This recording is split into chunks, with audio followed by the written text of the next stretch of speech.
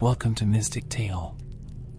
I'm your host, Mystic, and I'm so glad you've chosen to step into the dark with us tonight.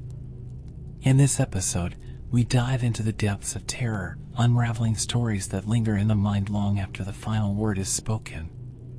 These are tales of eerie encounters, unseen watchers, and the kind of fear that burrows deep beneath the skin. The voices in the walls. The footsteps in the attic. The shadows that move when they shouldn't. 7 stories, each more chilling than the last. Before we begin, if you enjoy this descent into darkness, please take a moment to like this episode and subscribe to our channel. Your support helps us bring you more bedtime stories and haunting mysteries. Let's begin. Story 1. My mom left me a set of tapes to watch after she died. My mom was the sort of person to look like a wallflower until you got close and then spout out facts about her favorite animal. It was an emperor penguin. She said their journey for love and parenthood was the hardest and most connecting with her. I'm told all the usual things about her. She had a smile that could light up a room, her laugh cut through the malaise of an awkward party, her stride was confident and her form was elegant. From the day I could understand what it was to be remembered, she was painted to me as a true goddess. After all, aren't all moms supposed to be that to their children growing up? Mom died when I was 4. Aggressive cancer riddled her body with tumors, stole her stride, her smile, her laugh. Everything in just 18 short months. I didn't see her for much of it. But if I did, I obviously didn't remember. I heard somewhere we don't start forming memories until we're around 2 years old, and implicit memories, those unconscious memories that stick with us automatically, aren't even until we're 7. So essentially my mother was already dead for 3 years before I could even unconsciously think of the word mom and go to her face. A face that was stolen from me. A face that I'll never see. I'm giving you this background information now because it's vital that you understand my mom before we get into the thick of it. I can't sit here and tell you I love my mom unconditionally. I didn't know her. Dad was never in the picture, so grandparents were where I was shipped off to. Good people, kind people. They raised me on stories of my mom and made sure to do the one thing she requested when her sickness finally got her. Show Nick the milestone tapes. For those unaware, a milestone tape is something where a loved one, usually a parent, records a loving video to congratulate their kin on a moment they're missing out on. First day of school, marriage, you get the picture. I remember being 5 years old. I'd not long tripped on the stairs after miscalculating my steps and smashed my front tooth on the top step, sending my first baby tooth flying. Thankfully, the pain was short-lived in my mind. I was mere days from my birthday and a surprise trip to Disneyland was coming up. In the middle of packing, I was sat down in front of the TV with my grandpa Mikhail and him putting in these pristine discs. A gaudy logo flashing up on the screen still burned into my retinas to this day. Dawn, but not deleted, a video message from Leonora Stinkovsky. The image would flicker for just a moment, always just a moment each time, then she'd appear. A young woman sat in a black leather armchair with a small table to her side and patterned wallpaper behind her. She was in her late 20s with her raven black hair tied in a messy bun, strands curled and dangling down her porcelain face, a beauty mark sitting just beneath her right eye, the pair of them shining like emeralds that caught the first ray of sunshine, black lips that gave way to shimmering teeth, and a smile that made even an oblivious little me feel lost. Hi pumpkin, it's mommy. I hope my little prince is watching the throne while I'm away. How can you be nearly 6 years old and already losing your baby teeth? You're growing up too fast, little man. She puffed out her cheeks as she feigned a frown before giggling. My heart sank in my chest. I knew something wasn't right even then. Her tone was playful, buoyant, and full of joy, like she'd never missed a moment of my life. Make sure you put your tooth under your pillow tonight. Dita McHale will make sure the tooth fairy comes and nothing else. She raised a single finger with a wink, posing for a moment before her face fell. Her posture sank and she fell back into the armchair a tad, growing smaller as she coughed. After a moment, she cleared her throat with a quiet dignity and made sure the hand she coughed into went out of shot as she fixated on the camera with a weak smile. Mommy loves you, my little crown prince. Close your eyes and breathe with me. I looked at my grandfather, and with tears streaming down his face and a bite on his lip, he put a hand on my shoulder and nodded. I did as I was told and took a long breath in, the air cold and filling my lungs, intoxicating me as I heard her words. The same words I'd come to hear at the end of every video she recorded. I'll always be with you. And so it went. For every milestone I undertook, there was an accompanying video. When I graduated middle school, when I rode my first bike, even when I broke my first bone, she had a video ready. I was around 11 when, biking home from school, I collided with a speeding driver. The bastard didn't even stop as my small body careened over his windscreen, rolled over the hood and smashed into the concrete, tearing my right arm to pieces. Passers-by said it was a freak accident, that the car just appeared out of nowhere and then vanished. But hell, what do hit-and-run drivers do? Speed, speed, speed. Medicated up to my eyes and sitting up in hospital, Grandpa handed me a mini DVD player and the familiar face shot up. I could never tell you in those earlier videos if these were done back to back or months apart, but Mom still looked radiant, albeit with more coughing in each iteration. Hi Pumpkin, it's Mommy. Though, I'm sure by now you're probably cringing at the mere mention of me referring to myself that way. Oh God, do people still say cringe? It's hard to know what the world you're in is like anymore, but moms are never supposed to be cool, are they? She chuckled, a faraway look in her eyes. The pit of my stomach expanded. No, I thought, tears in my eyes, gripping the sheets with my good hand. I want you to say those things. I want you to embarrass me. Well, if you're watching this, then you've broken your first bone. I hope it's a bit later in life and not when you're so upset you can't even hear me. But sweetie, this is an important life lesson that I wanted to be there for. Pain happens. It's a part of our world, and everyone in it must experience it. Sometimes it's physical, like now when your body hurts so much that you want to yell and cry out. Sometimes it's emotional, which you get when someone upsets you, hurts your feelings, something you might also feel from seeing my face right now, which I'm sorry for. She trailed off, that weak smile plastered across her face like the greatest lie ever told. She took a breath, and I heard the quivers in her voice, both from sadness and from sickness. But you are my little crown prince, and while you're watching the throne, I know you'll do great things and overcome anything that stands in your way. You know why? Why? I breathed, my body radiating with hot pain but my heart aching. I leaned in as she leaned in, like sharing a secret only we would ever know.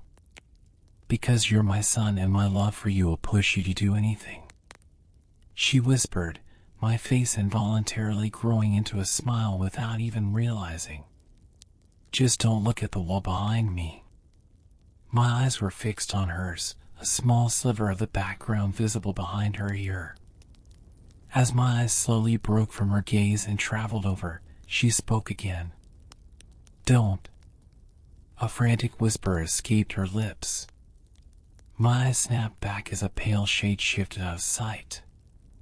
Blinking once, I saw she was sitting back in the chair, talking as if nothing had happened. Had I dozed off? I was on high pain medication. It wasn't impossible.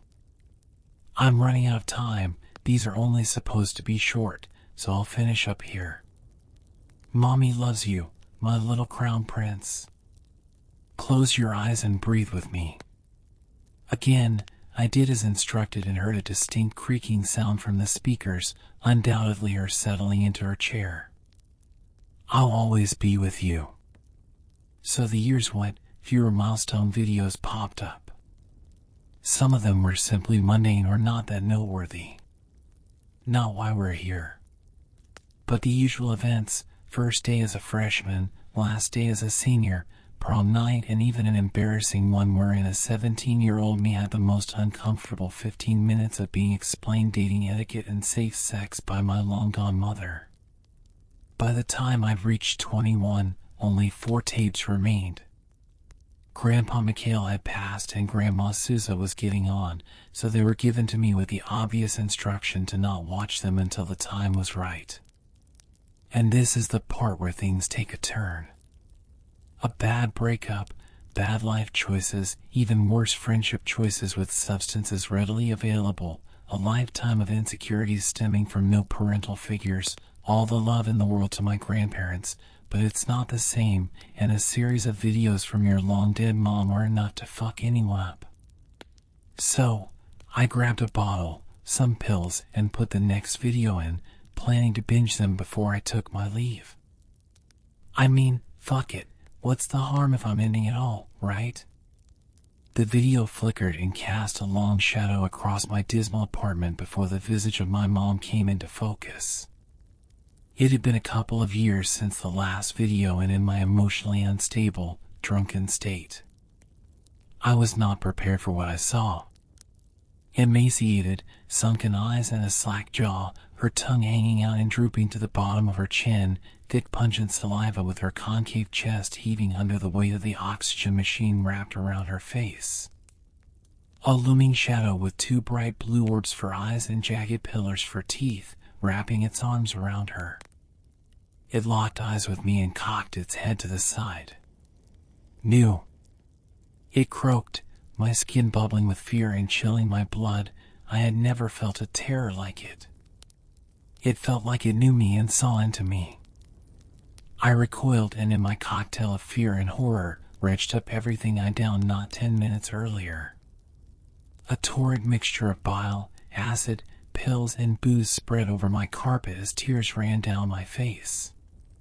My stomach ached and every cell in my body screamed at me in protest.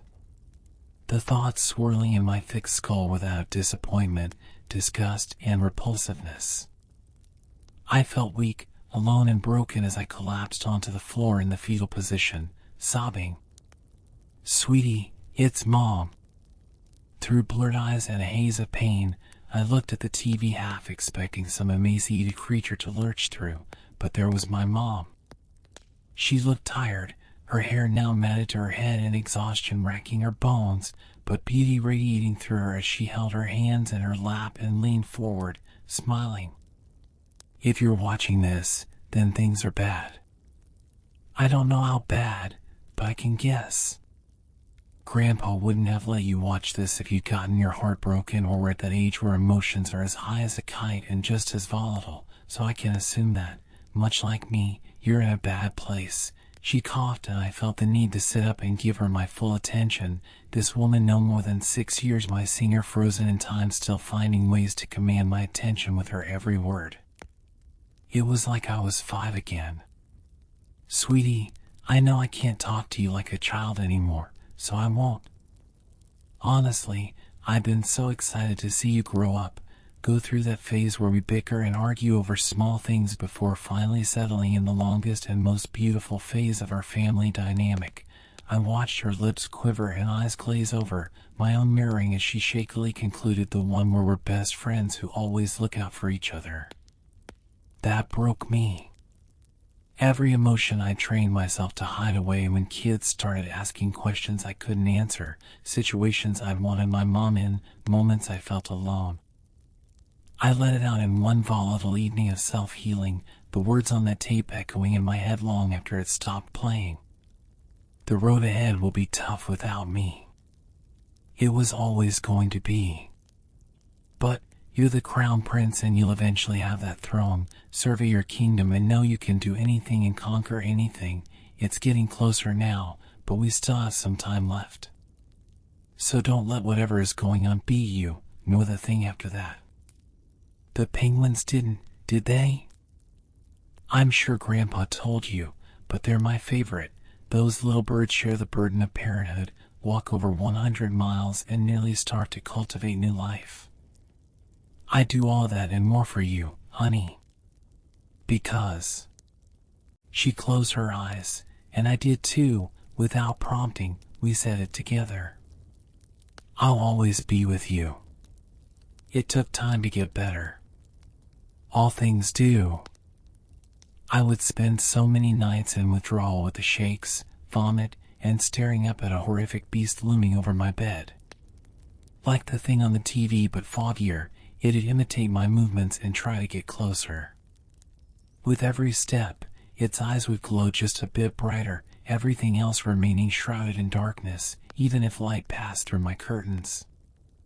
I don't know how I made it through that time of my life. One night, as it made its way to the foot of my bed, I closed my eyes and breathed on instinct, reciting my mother's mantra. I suppose in moments of crisis, we turn to our most personal coping mechanisms, and I wasn't about to go back to the bottle. When I finished, it was gone. Over the years, I completed my program, got clean, and went through therapy to cope with the grief. When I hit 26, I met the second most important woman in my life, Natalie. She knew what it was like to go through pain, to go through suffering alone, to play with the wrong demons. We fell in love, we got engaged and eventually married. As she had been countless times before, Mom was there to congratulate us. Natalie had seen some tapes, but this was her first one that in its own way was directed to her. Mom was nearing the end by this point, her thin frame barely clinging to her always beautiful dresses and her skin beginning to stretch like paper. She took great gulps of air from the oxygen tank before talking, but somehow retained that exuberance she'd always had. I knew you'd find someone wonderful eventually, Nick. Penguins always find their mate for life, and you'd be no exception. She giggled through strained coughs, turning her head slightly as if she could see Natalie. I don't know you, but I bet you're the most beautiful woman in the world if my crown prince chose you. Well, after me, of course. Another laugh, this time accompanied by tears from the two of us. There's just one more to go. So, look after each other. Love well and experience everything you can. And don't forget. Natalie gripped my hand with her left, a hand on her bump with the right as we closed our eyes. I could hear the scratching sound more prominently now, but I kept my eyes shut, not wanting to ruin the moment. I'll always be with you. We were so excited to have a baby. Natalie had come from a big family and was eager to start expanding our own. Even though I was reluctant, I couldn't help but share in her enthusiasm when so many late nights were spent fawning over baby names, cute outfits, and lofty plans for the future on how our kid would even behave around us. Determined to be cool parents. But in between all of that, my mind would cast back to those tapes of my mom, the only parent I really knew. I wanted to use them as a guidebook for my own steps. She'd been such an integral part of life, it seemed odd to not have her in it now. Keeping the last tapes separate, I rewatched the entire set one by one, reliving those moments I couldn't truly appreciate until my own burgeoning journey into parenthood. But when I got to the broken bone tape, I froze. Once again, she leaned into the camera and whispered, eyes full of fright and panic. Don't look. I pushed pause on the video and took a moment. Surely I was just highly medicated at the time. There couldn't really be anything there, right? So why was I so reluctant to move my eyes to the right to find out? Taking a breath, I moved the video frame by frame and watched the corner where her face didn't cover. That shadow. That same fucking shadow. Looming in the background, eyes burning red with fury. Don't look. Don't look. Don't look. Don't look. I jumped. The video was skipping, stuck on the sounds of my mother's panic-stricken voice begging me not to stare, but I couldn't help it. I stared and watched this creature take confident, unnatural, and twitchy strides from the background, getting ever closer to the camera.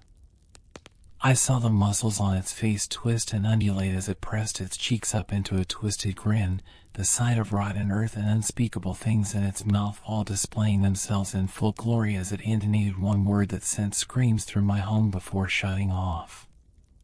Soon. Natalie was 8 months gone, petite and a history of prior drug abuse. They said her heart just couldn't take it, her body gave out, and then it was a miracle our daughter survived. I took it all in, and yet none of it, as I cradled my entire universe in my arms, the second greatest woman I'd ever known now taken from me too. Phoebe. I breathed, unable to take my eyes off of her perfect little face as she slept soundly just 12 feet from her dead mother. Her name is Phoebe, and she is the crown princess. Somewhere in the corner of my eye, a shadow cast itself over Natalie's bed, right as they put the sheet over her. From that night on, there would always be noises outside our home. Always faint howling. Always a solitary spot in the front of the property where no light could touch it. For a while, I forgot about the videos. Forgot about everything that wasn't Phoebe. Raising her became priority number one, and I would work any extra hours I needed to, give up any friendship I had to, and spite myself in whatever way was necessary to ensure that my perfect girl slept soundly at night. It wasn't until Phoebe's second birthday last week that I finally got the courage to dig out the videos and watch the last one. How many times had I sat in a home, emotionally destroyed and at a crossroads in my life, waiting to see this woman's face and hope she'd somehow have the magic words to guide me? As the picture flickered on, the logo shining up on screen, I cast my head back with a mixture of surprise and sadness as I realized the significance of the year. I was older than her now. "Hi, sweetie, I guess we've finally reached the end, huh?" Her voice sounded younger. I looked down and saw her standing up.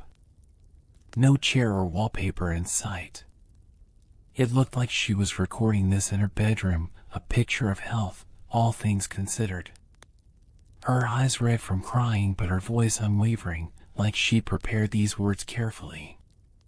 "This is technically the final video for you, but the first for me. Weird how this all works, but this is how it needs to happen. If you're watching this, you've got your own little princess to protect. The crown prince has now become the king, and I couldn't be prouder." She beamed, but my stomach tightened at those words. "Your own little princess."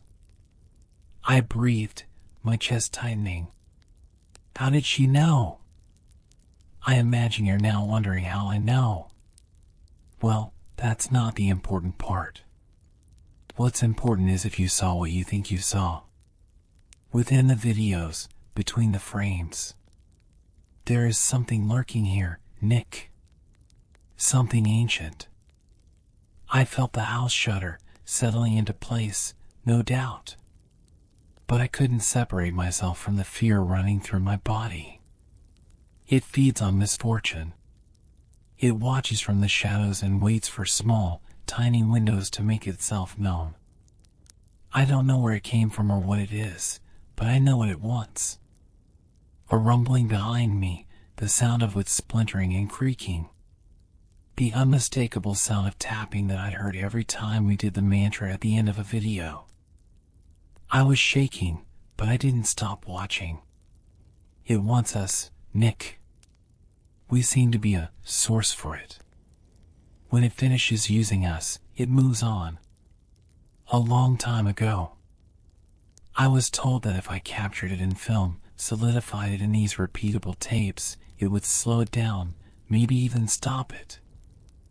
I have no idea if it'll work, but you deserve to know now that you can almost certainly see it too. Because if it doesn't stop here, if you start to see it, start to experience misfortune. My heart skipped. tripping over the stairs and narrowly missing cracking my skull as a child, losing my first tooth. The hit and run that shattered my arm, my first broken bone. Marrying and losing Natalie, my first love. Oh no! Oh God, no! I willed my body to move, to leap out of the seat and rush to Phoebe's room, but I had to hear the rest through, screaming at my mom to tell me the solution.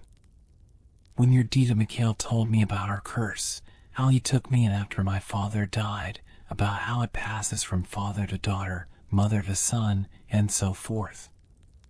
You can try to avoid it, but it always finds a way. She looked down in shame, clutching at her sleeves. Truth be told, I didn't want to get pregnant. But things have a way of happening, and I knew I couldn't give you up.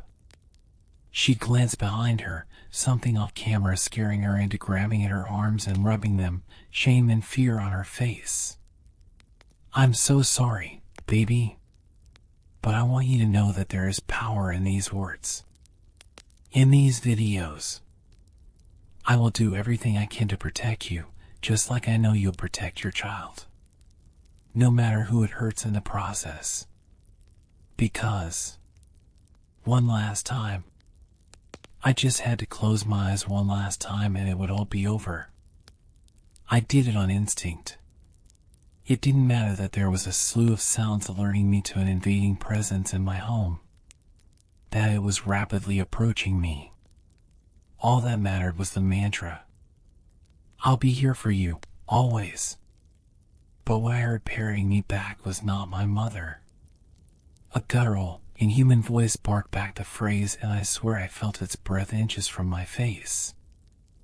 I felt eyes unrestricted by pupils or sockets spin around, focusing on my weakest point. But I didn't waver.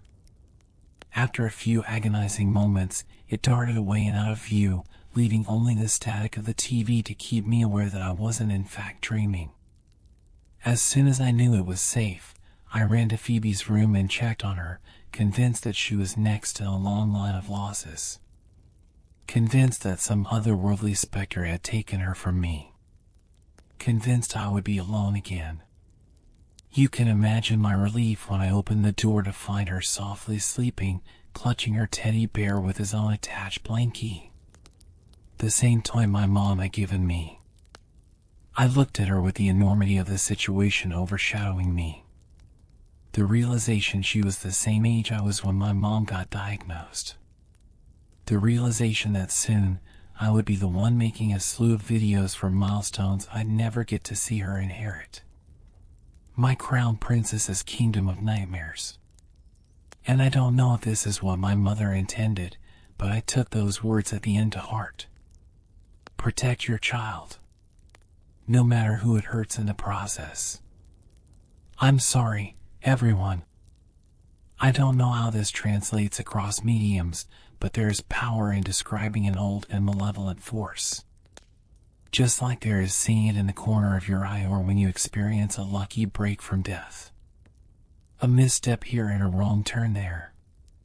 You'll always see it.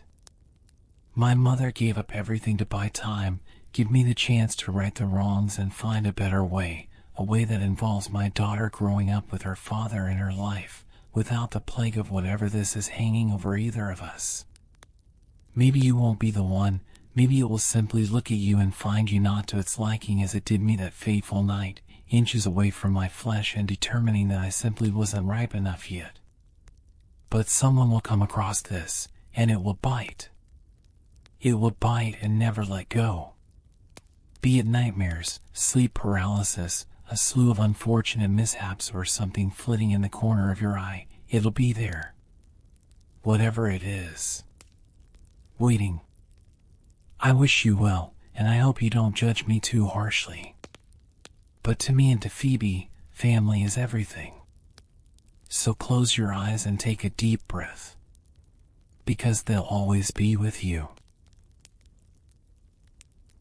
Story 2. The Writing on the Wall. A reservoir of darkness, black. As witches' cauldrons are, when filled. with moon drugs and TH eclipse distilled. Leaning to look if foot might pass. Down through that chasm, I saw, beneath, as far as vision could explore, the jetty sides as smooth as glass, looking as if just varnished o'er. With that dark pitch the sea of death throws out upon its slimy shore. Thomas More. The pyramid's perfect geometry stood sharp against the Iblis Desert's smooth curves. Its shadow, growing in the late afternoon sun, brought an early twilight to the outpost of modernity that covered the flattened ground at its base. Though one of the last to arrive, Daring Do felt the familiar thrill of discovery, a swelling in her chest and a fire behind her eyes. It was not quite the largest ruin she had seen, but even at this distance, she could tell it was the most well-preserved. She flashed a smile and waved at the bridge of the airship whose pace she had been matching, then wheeled away in dove, spiraling toward the pyramid before letting a desert zephyr carry her toward its summit. Once a sharp point, the apex was now weather-worn enough to perch on, and Daring balanced upon it, wings outstretched like a tightrope walker's pole, and gazed down the smooth granite walls at the scene beneath. Tiny shapes of ponies moved among clusters of tents and prefabricated buildings. Several began to hurry toward the makeshift airship landing pad on one side of the camp as the ship that had carried Daring most of the way from Manhattan began to descend. At the pyramid's base was a rough tunnel entrance, about large enough for 3 ponies to comfortably walk abreast. "Started without me, huh?" she said aloud. A hedge of metal spikes surrounded the whole site in a perfect circle. Its points not only stuck outward at all angles, but also inward, and Daring saw no pattern to their arrangement. For stallions, standing on one another's backs, might almost reach its topmost point, and it was half again as wide as it was high. But it would not have done for a protective wall, as the spikes were far enough apart that one could walk between them with ease. In the late sun, the hedge's long shadows reminded her of black talons reaching out to rip and tear. It would take time for the airship's cargo to unload, and Daring decided to reconnoiter before claiming her equipment. She flitted downward, landing just outside the pyramid's recently dug entrance. "Glad you could finally join us," some ponies said. Daring turned to face the speaker, a Pegasus the color of storm clouds. "Dark horizon," she said, eyes narrowing in a mock glare. "Funny. The letters said they wanted the best." "Yes," Horizon said, "but they thought I might need backup." Daring chuckled, having known he would counter her needling. She sometimes let him hold his own in minor skirmishes, just so it would not seem one-sided when she inevitably proved his better. As the coup de grace, she planned to take him unawares, pin him to the ground, gloat a bit, and steal a kiss. Perfect. In fact, being hired for the same job might be just the opportunity. "Well," she said, "since this is our first time working together, I guess I should ask what you know." She looked again at the granite wall beside them. "They said it's the oldest archaeological site ever found, but I know that's not right, 'cause masonry this advanced was invented about 1500 years ago." "So?" "Oh, they didn't tell you." Horizon grinned. "You better brace yourself." "All right." Daring grinned back. "Hit me." "It's 71,000 years old." "Nice try. Magic aura dating doesn't go back that far." "I know. There's an astronomical calendar inside." "All right," Daring said, moving toward the doorway. "Let's see." She gestured toward it with a foreleg. "Ladies first." "Of course," Horizon said, taking the lead. "I know you sure don't qualify." The two walked in single file through the long, chiseled tunnel, lit at intervals by kerosene lamps. "Watch out, by the way," Horizon said as they walked. The director doesn't like how late you are. Hey, that's what you get if you call on me while I'm in the jungle. Deering snuck a glance at his haunches before continuing. They're just lucky I was on the way home when the letter got to my house. Well, be warned, this director doesn't like ponies who get fresh. They emerged into a high, domed chamber ringed by tripod-mounted arc lamps from which extension cables ran to a heavy-duty magic battery off to one side. Just ahead, a dolmen made of 3 huge granite slabs supporting a fourth loomed over them. Beyond that, a broad, square-walled tunnel sloped downward into darkness. Its entrance was surrounded by piles of slag, which Deering could tell had recently been dug up. Among all this, a hoofful of ponies moved to and fro, some of whom paused briefly upon noticing the new arrival before proceeding on their respective business. Horizon led Deering into the dolmen, and she looked around, impressed. Chiseled letters densely covered the first 2 walls and most of the third. Only the lower fifth of the right hoof wall was untouched, the letters ending 3/4 of the way across the slab. She picked out dozens of alphabets, each with its own section of wall, and found herself amazed, and a little perturbed, that she did not recognize even one. "Look at that," Horizon said, glancing upward. Pictograms also covered the ceiling. Deering took off and, slowly hovering across the chamber's ceiling, scrutinized them. Some of the carvings were arranged into something like the staves and bars of sheet music, but instead of notes, small points were connected by lines to a central, slightly larger ring-shaped glyph. The pattern changed from one bar to the next, with the dots shifting and the ring remaining in the center. "What do you think?" Horizon said, flying up to join Deering. "Stars, right?" she said, pointing to the dots. Horizon nodded. Whoever built this place knew how to predict the stars' movements. Deering gave an impressed whistle. "That's some advanced math. As much as our own, if not more. Look at this." Horizon moved toward the southwest corner. At the beginning, there's a pictogram of the pyramid and the hedge of thorns. He pointed to the northeast. It goes until the 100,000-year mark, then stops. So what happens after 100,000 years? Maybe the world ends. Horizon's voice had just enough of a lilt to show he was joking. "Well," Deering said, "if it's only been 71,000, we won't live to see it."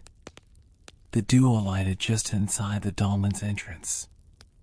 "Kind of amazing it took this long for some pony to find a tune this big," Deering said. "You must not be familiar with this area. No one ever comes this far into the Iblis.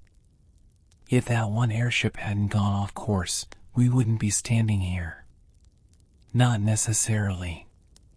This morning, I found someone who knows there's something around here." Horizon frowned. "Don't tell me you're a leak now." "Well, the airship stopped at a trading post for a couple hours, and I got to talking to." Deering saw Horizon's frown deepen. "Hey, it was a camel, okay? They don't blab." "Did he say anything?" Deering adopted her best impression of an old patriarch's basso.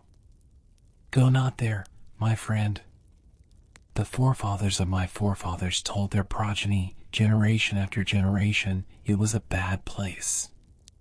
She switched back to her own voice. "You know, usual stuff." Horizon bit his lower lip and looked away for a moment, considering. "Well," he said, "it can't be helped. But the walls have ears, you know. I'm surprised you're not more careful, since you're always being dogged by that blue creature with the hands. Hey, if I can handle a Hutsaw by my lonesome, I'm sure he's no match for this whole camp." "You always did attract a wrong sort of male, Miss Dew," a third voice said. For the second time that day, Deering turned to see a familiar face, but now found herself surprised. Dr. Thorne, what are you doing here?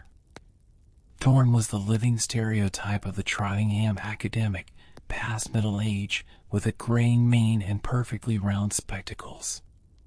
He always carried his snout slightly raised, as if the weight of his oversized brain made his head tilt back.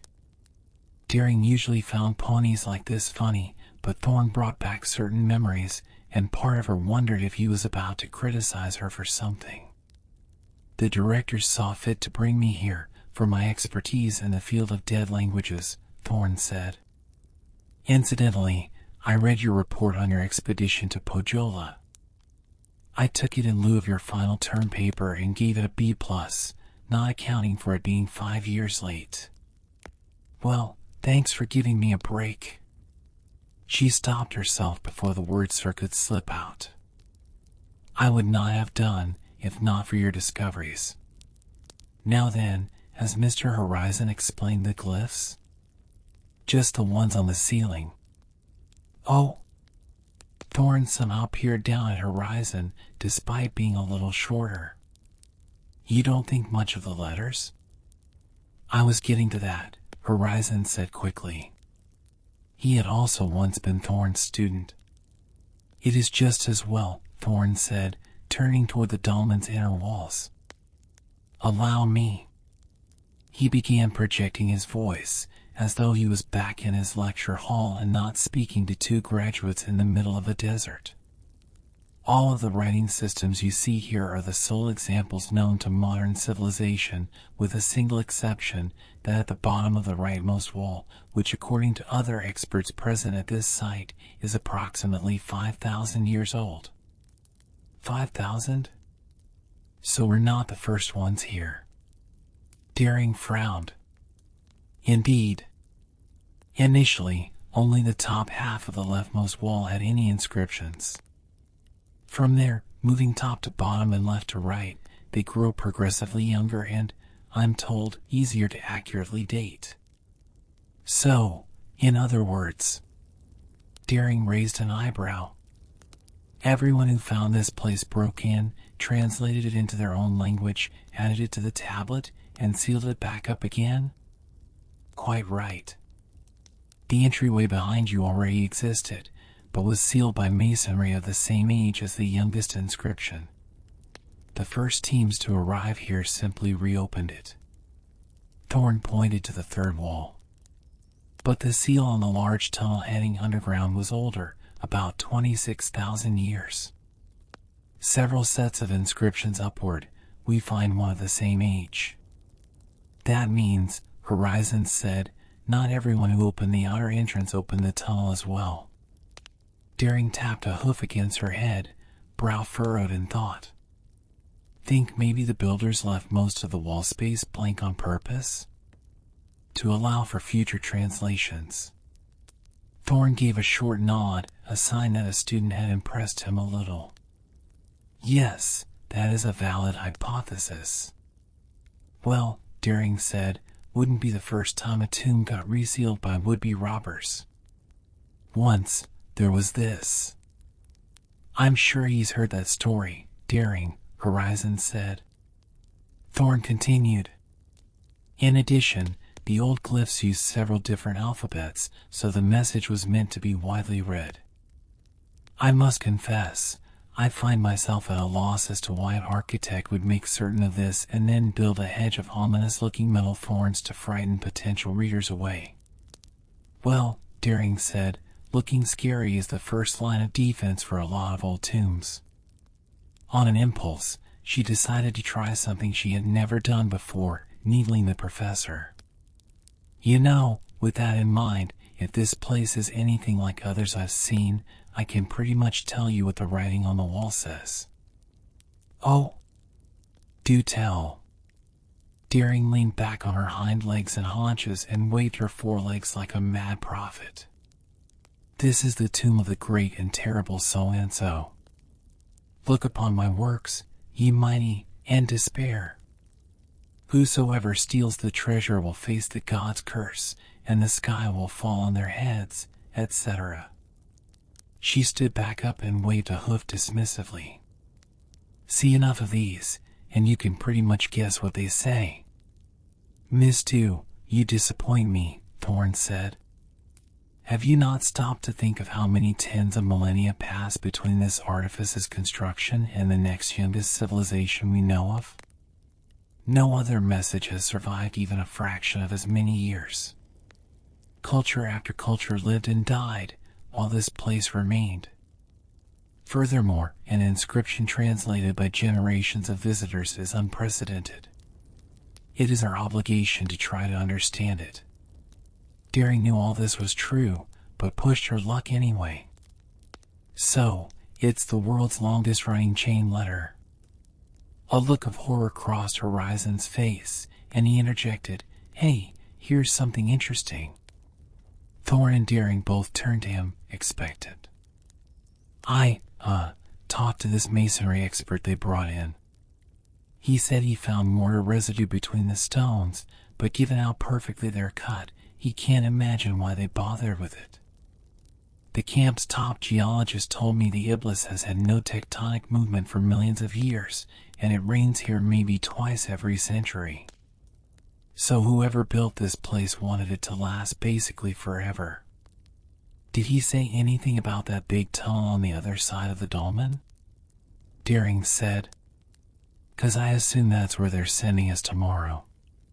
"No, but that is where we're going." Horizon already looked relieved at the change of subject. "A few of the work crew who unblocked it went a little way down, and they said it goes on and on." "Cool. Whatever's buried that deep has gotta be good." "Regarding your expedition," Thorne said, "if you require more information from me, you had best ask now. I will depart this evening on the airship." "Ah, and we were just getting caught up." "Nevertheless, you of course noticed that I said all the languages on the walls were unknown except the latest. By happy coincidence, my private collection contains a key to translating that language into Old Equus." Deering assumed a skeptical tone. "If they're all translated from each other, won't that be like taking a photo of a photo of a photo?" "Yes, but if the message was as important as it seems, they may have used plain, straightforward wording, and hopefully there won't be much loss of meaning. Can't you just have another copy mailed out? The original is in my vault, and I won't give any pony the combination for any reason, you understand, I'm sure." As he spoke, Thorne pulled a watch from his jacket and examined it. "I will take rubbings of the glyphs with me and translate them on the way back. Excuse me, but I must go. Good evening." Deering stuck her tongue out at Thorne as he walked away. She disliked that some private collectors kept unique artifacts away from the public eye, but never said so.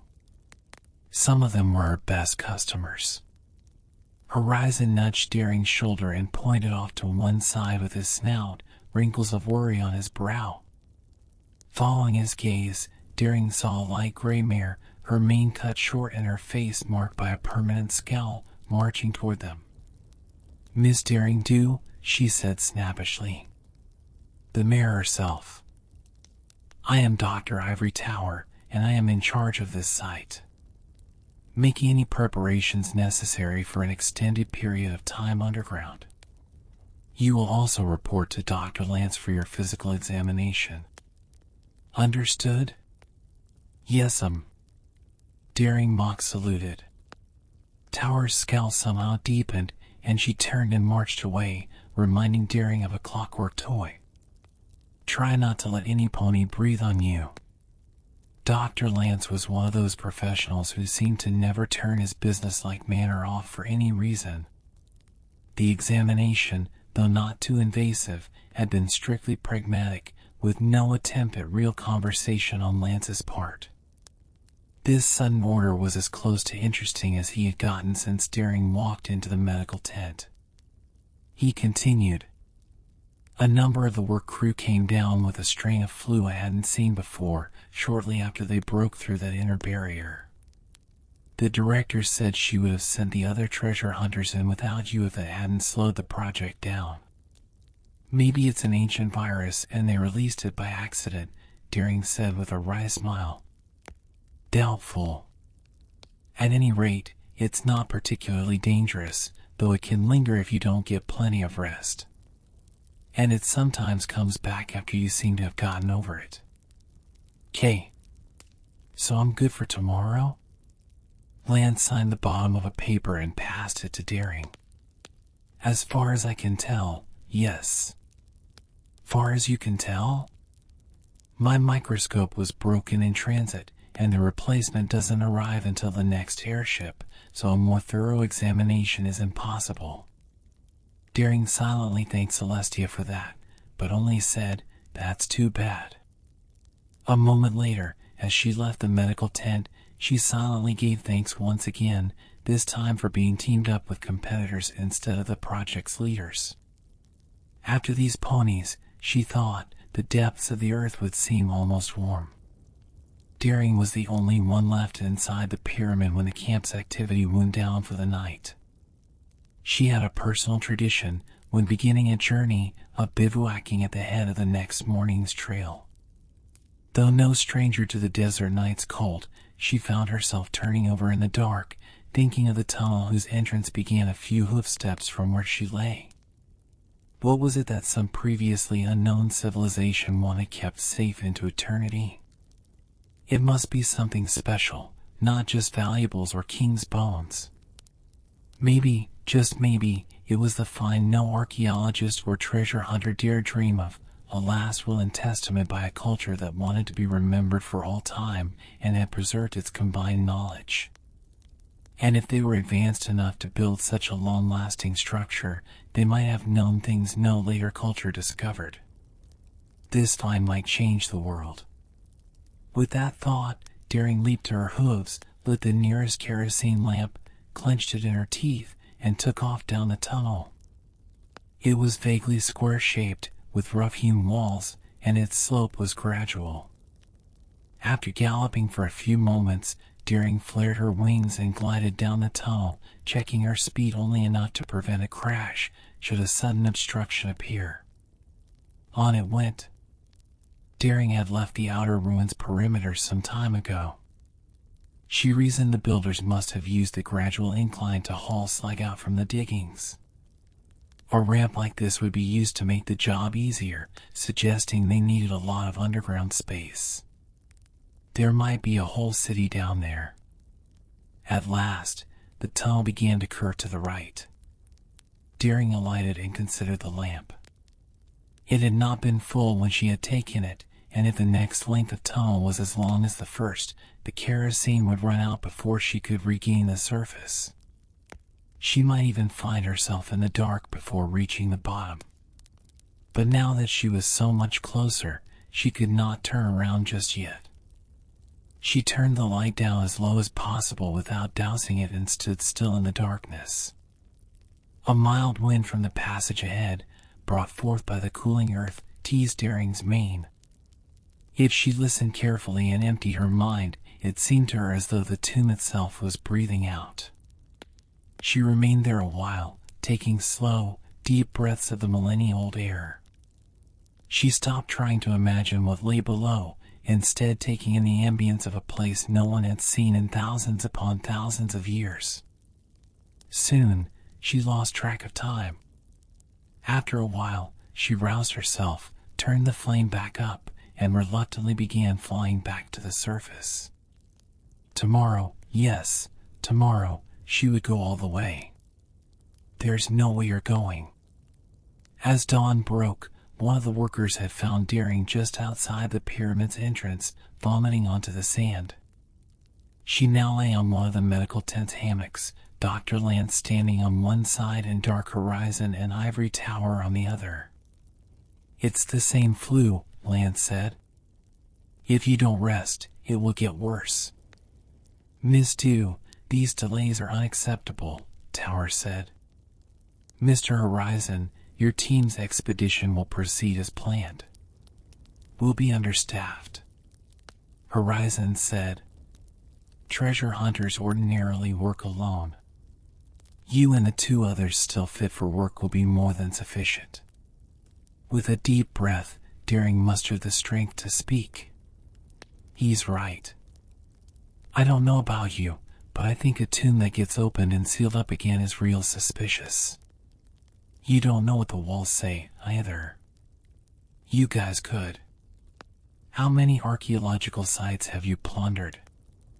The director's tone suggested an unwillingness to argue. I lost count.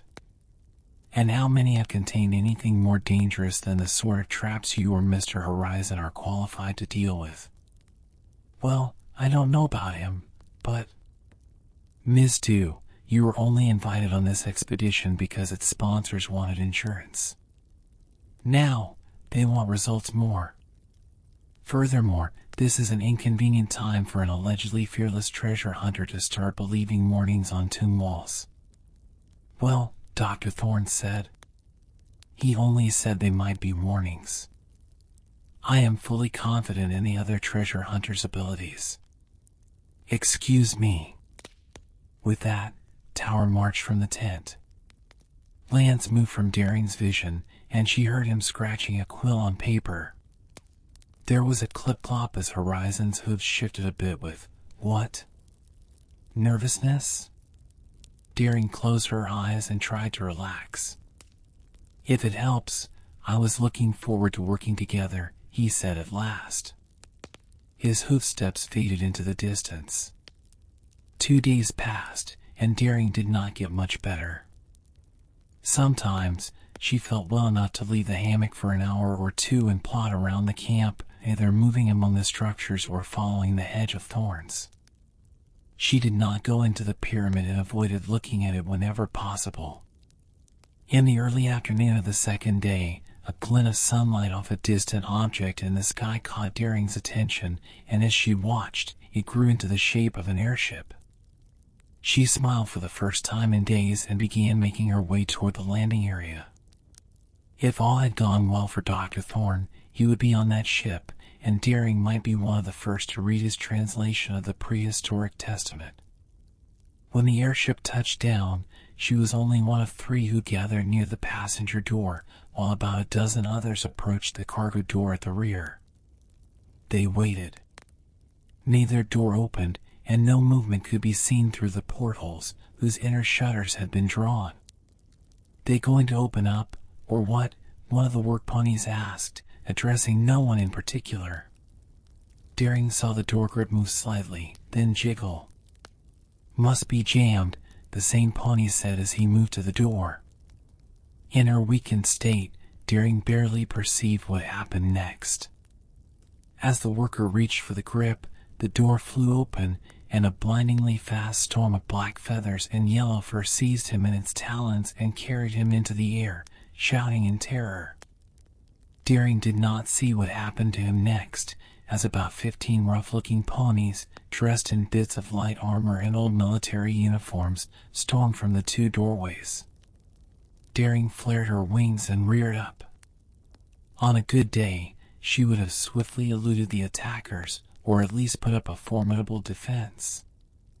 As it was, 2 of them rushed her at once, and while one blocked her sluggish forward kick, the other shoved her to the ground. Too slow to break her fall, she landed hard, the wind rushing from her lungs and her vision filling with stars. There was a drumming of hooves on ground and angry shouts from all directions. Above the din, a familiar voice bellowed, "Do not fight us. There are hostages in the airship." He had found her again. And this time, he had hired help. Something gripped her beneath the shoulders and hefted her up. The air around her head filled with the stench of meaty breath. Her vision cleared, revealing a Hutzal's jagged grin. "We meet again, Daring Do." She spat on his face. "Now you've got what I have," she said. Though taken aback, a Hutzal recovered fast, to save face, Daring supposed. "What is this? You, of all ponies, too ill to resist?" His chortle was like gravel under a door. "This is too rich. Now then." He slung her under one arm, wiped at his snout with the other, and started toward the pyramid. "You will show us this place's spoils, or it will be the worse for those in the airship. Your friend, Dr. Thorne, is among them. So, you rushed him at one of the stops on the way, or something?" With ease. Looking around, Deering saw most of the camp had gathered around the landing area. Many looked angry and, outnumbering Ahuthal's mercenaries, would probably have attacked them if not for the hostages. They made way as Ahuthal passed, flanked as he was by a mean-eyed tan earth stallion and the black-feathered griffin who had led the attack. "I bet they don't even have hostages," some pony said. But Deering was sure no pony would risk it. Slung under one arm, Deering could not look ahead of the little group. She did not see why Ahuthal stopped a few meters short of the pyramid, nor why everyone present fell silent, mouths open and eyes staring at something ahead. "What's going on?" she said. To Deering's surprise, Ahuthal dropped her. As she shakily pushed herself to her hooves, she noticed everyone present staring, mute, at the pyramid. She looked toward it and gasped. In the doorway stood Dark Horizon. Patches of his coat, mane, and feathers had fallen out, and festering sores turned the bare hide an angry red. A trail of dried blood ran from his nose and mouth, down to his chest. His glazed eyes stared at nothing. Before anyone could react, his legs gave way and he crumpled to the ground. His torso convulsed, and he vomited a little bloody foam. A sickly rattle emanated from his throat, and he moved no more. Horizon. Deering began to struggle toward him. Her enemies did not stop her. "A doctor," the gravel voice shouted. "Whoever is this camp's doctor, come forward." As she reached the body's side, Deering heard Lance's voice say, "Here I am," from somewhere close behind. There was unease in its timbre. "Tell me what happened to him," Ahuthal said. As she looked for a sign of life from the mess that had once been Dark Horizon, Lance approached from her right and, keeping as far from the body as possible, began scanning it with a beam of light from his horn. With magic grip, he then rolled it over and repeated the examination. At last, Lance leaned on his haunches, and his face creased with thought. "There is no evidence of physical assault," he said. "It's as though something broke his body down at the cellular level. Then it is powerful magic." "I don't sense any, sir." "Deering, do." Ahuthal's voice was right behind her now. "What do you know of this?" "I've never." "I mean..." She trailed off. "Sir," Lance said, voice still wavering, "it stands to reason a civilization able to build a structure lasting this long could employ microorganisms, unknown to modern science, to defend it. If this is the case, we are all in danger. Then this body must be burned." Ahuthal shouted to someone behind him. "You! Bring a quantity of kerosene." "In addition," Lance said, "it may be airborne. Quarantine will be necessary. I'm afraid you and your associates cannot, must not leave." Ahuthal raised a fist, and Lance took a few quick steps back. But Ahuthal seemed to change his mind in mid-strike, turning to jab a finger at Deering. "If I die here, I will see you die first, painfully." Deering did not answer, but picked herself up and began plodding toward the medical tent, head low. "Where do you think you're going?" "I'm sick, and I'm sick of this. I'm gonna lie down." Ahuthal made as if to stop her, then checked himself, instead nodding to the griffin. "Vlad, watch her." About 20 minutes later, Lance stared out the window of the prefabricated dwelling Ivory Tower had been using as an office. "They're still inside the airship." He spoke quietly, so the mercenary guarding the door would not catch too many words. Nearby, Tower sat at a folding table, one hoof nervously tapping the tabletop. And the crowd, she said, still restless. They're keeping as close to the ship as they dare. Only a few have dispersed. Ahutsal's guards look ready to fight. Wait. Some pony just came out of the passenger door. He's talking to the guards. One of them is coming this way. Lance closed the curtain and stepped away from the window. A few seconds later, the two heard a shouted command from outside, followed by the drumming of two sets of hooves moving away. Lance opened the curtain again. Now what? Tower said. Ahutsal's crew are offloading the cargo. They're also sending the hostages out, for less weight, I suppose. They must want to put on extra speed to get as far away from here as possible. They're giving up. Tower's voice had an undertone of disbelief. Mercenaries are only proficient in killing organisms large enough to see. Even if Ahutsal wants to stay, they outnumber him. Now they're getting into the airship. The window pane shook as a rumble of machinery boomed across the camp. Lance turned to Tower, expecting her to join him at the window, but she only looked at him expectantly. He turned back. Well, obviously, that was the engines. Every pony around the airship is clearing the area. We had better send a message to. He began making his way to the door. Tower's hoof tapping finally stopped. Well, it seems your stratagem worked, Doctor. Lance paused and looked back toward her. My stratagem? You guessed they would leave if they were afraid of. I told Ahutsal the truth. I don't want to cause alarm, but it's possible every pony in this camp will soon die. Lance's voice remained calm, except for a slight tremble in the last word. He did not turn away from the door. And if Ahutsal has become a carrier, the disease may spread wherever he goes. That would mean epidemic, yes. Lance raised a shaky foreleg and wiped a bit of sweat from his brow. That would make this the first ancient tomb whose curse was fulfilled. Without warning, the door flew open and Thorn burst in. He was now nearly unrecognizable, spectacles missing, forehead bandaged, wide eyes bloodshot. He quickly looked around the room, trying to focus on its occupants. Ivory Tower. Is that you? He squinted at her. Listen to me. You have to seal up the tunnel. Dr. Thorn, Tower said, it is good you are relatively unharmed, but... Thorn ignored her, galloping across the room in an instant. Here is the translation. He passed her a single paper sheet, which she took reflexively.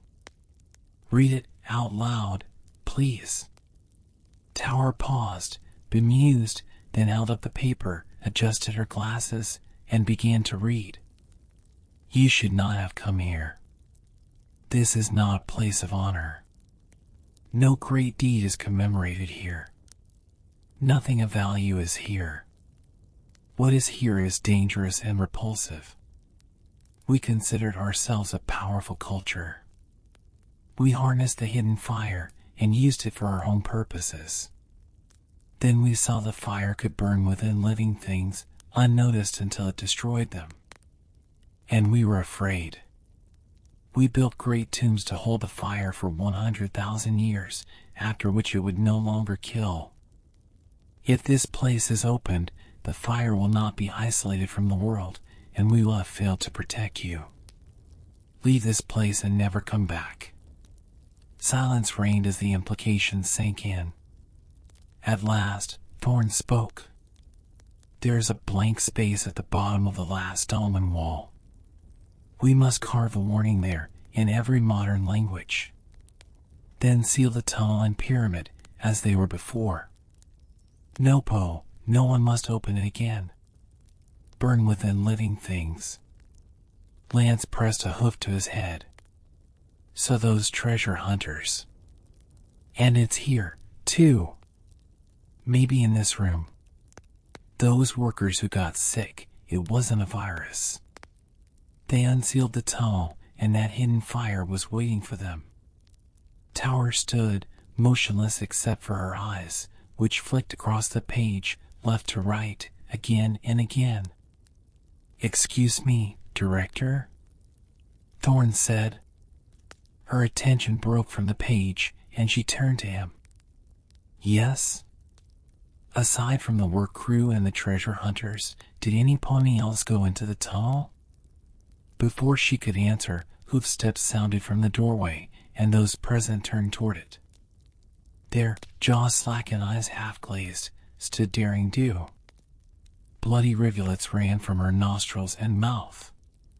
"Help me," she said. Story 3.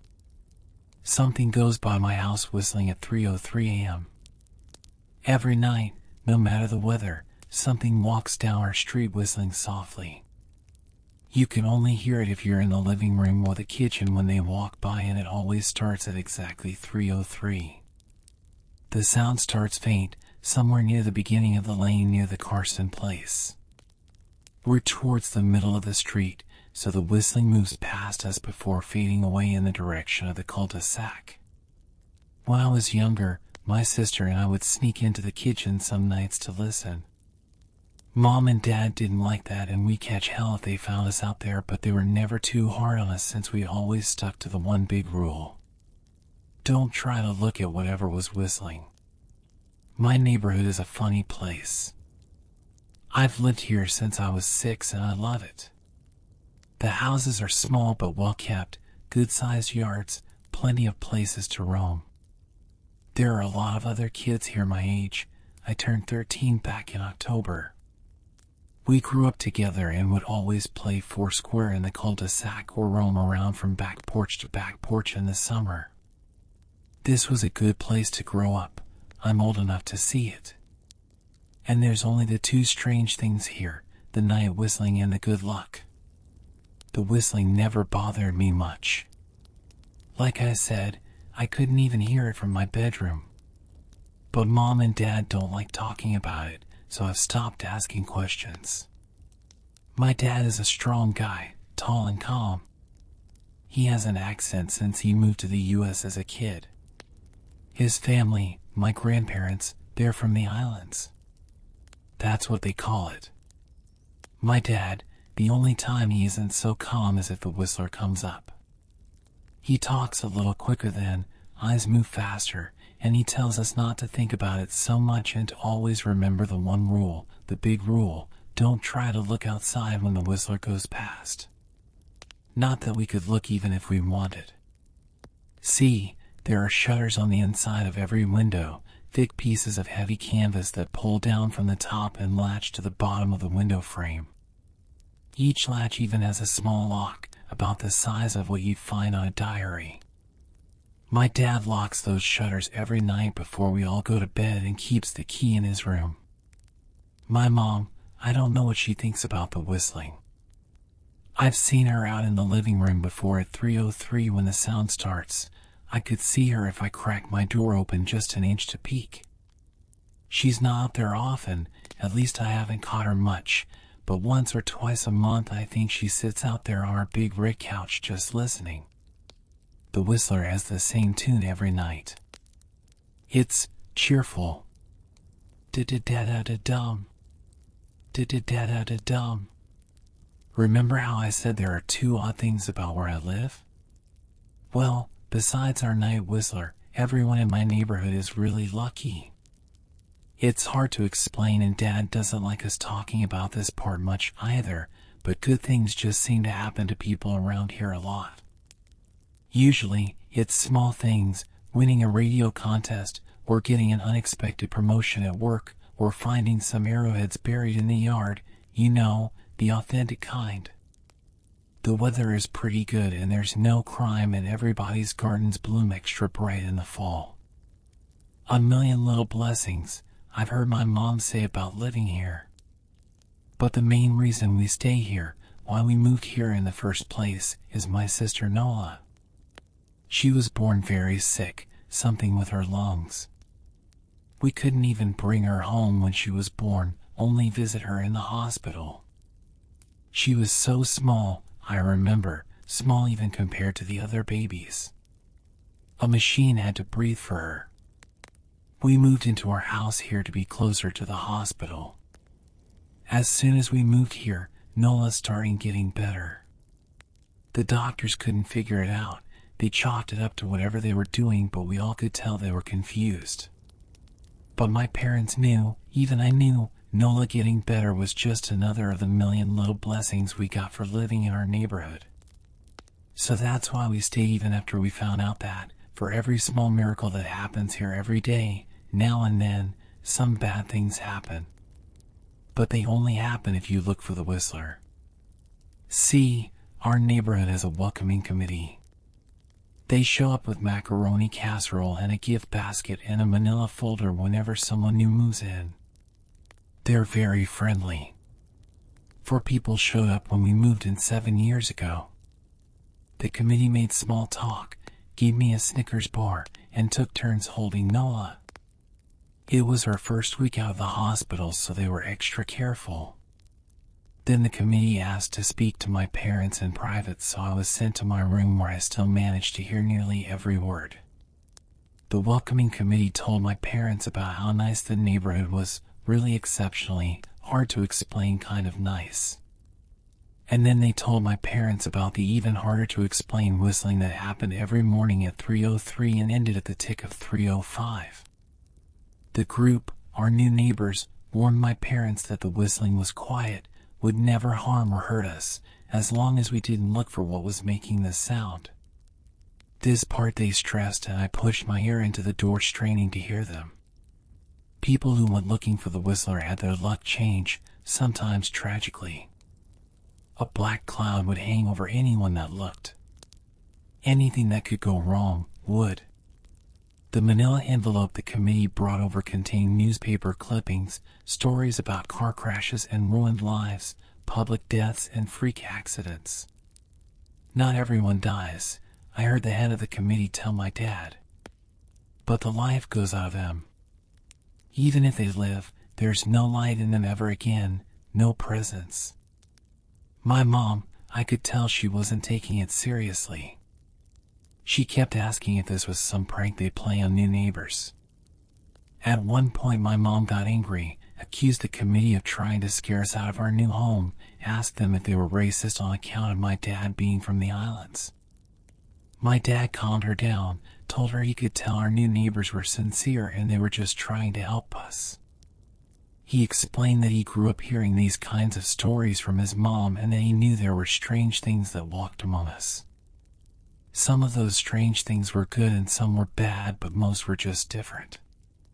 After the committee left, Dad went out to the hardware store, bought the canvas blinds, the latches, and the locks and installed them on every window in the house after dinner. That first night in our new house, I crept out of my room at 3 a.m. only to find my dad awake sitting on the living room couch, holding my baby sister. My dad held up his finger in a show motion but patted the couch next to him. I sat and we waited.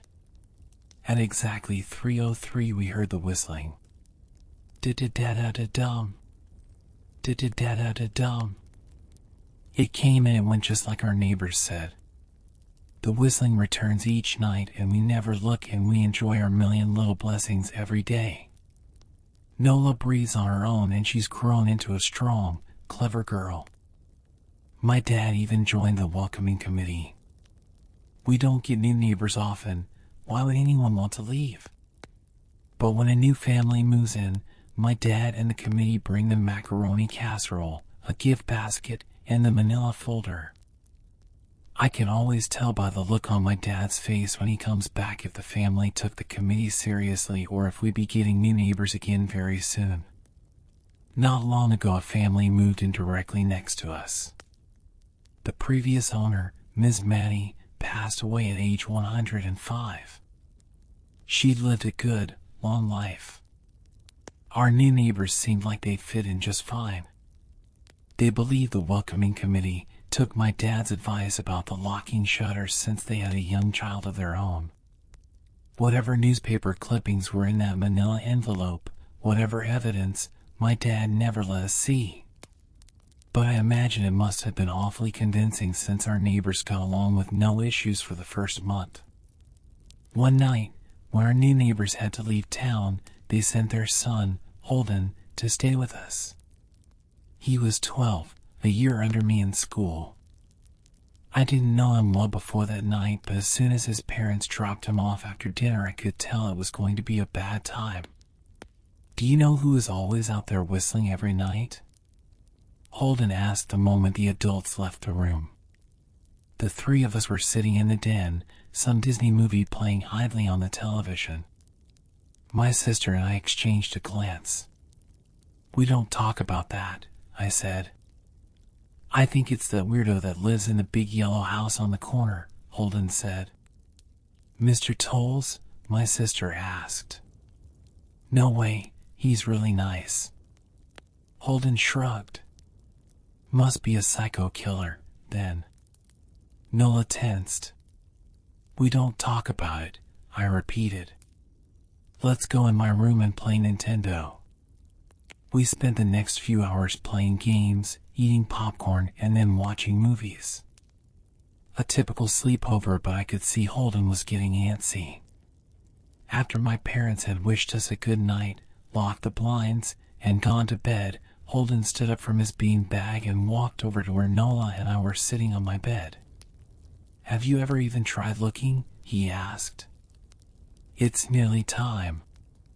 Like most sleepovers, we conveniently ignored any suggestion of a bedtime. I was shocked to see he was right. It was almost 3 a.m. I sighed. "We don't dash." "See, I can't even try to look because my dad locks the blinds every night and hides the key," he continued, ignoring me. "So does our dad," said Nola. "No," replied Holden. "No, he doesn't." "You saw him do it," I said, a little sharper than I meant to sound. Holden grinned. "Your dad locks the blinds, yeah, but he doesn't hide the key. He keeps it right on his normal keychain." "So?" I asked, worried I already knew what he would say next. Because I had noticed that my dad didn't bother hiding the key anymore after all of these years. Because he knew we took it seriously. "So, after your dad locked up but before your parents went to bed, I went to the bathroom. And on my way, I may have peeked into their room, and I may have seen your dad's keychain on his nightstand, and I maybe went and borrowed the key to blinds." Nola and I stared, and his grin only grew wider. "You're lying," I said. Holden shrugged. "You can check if you want. Just open your parents' door and look. You'll see his keychain right there on the nightstand." "Stay here," I told both of them. "Don't move a muscle." I hurried over to my parents' room but hesitated at the door. If Holden wasn't lying, my dad would be angry.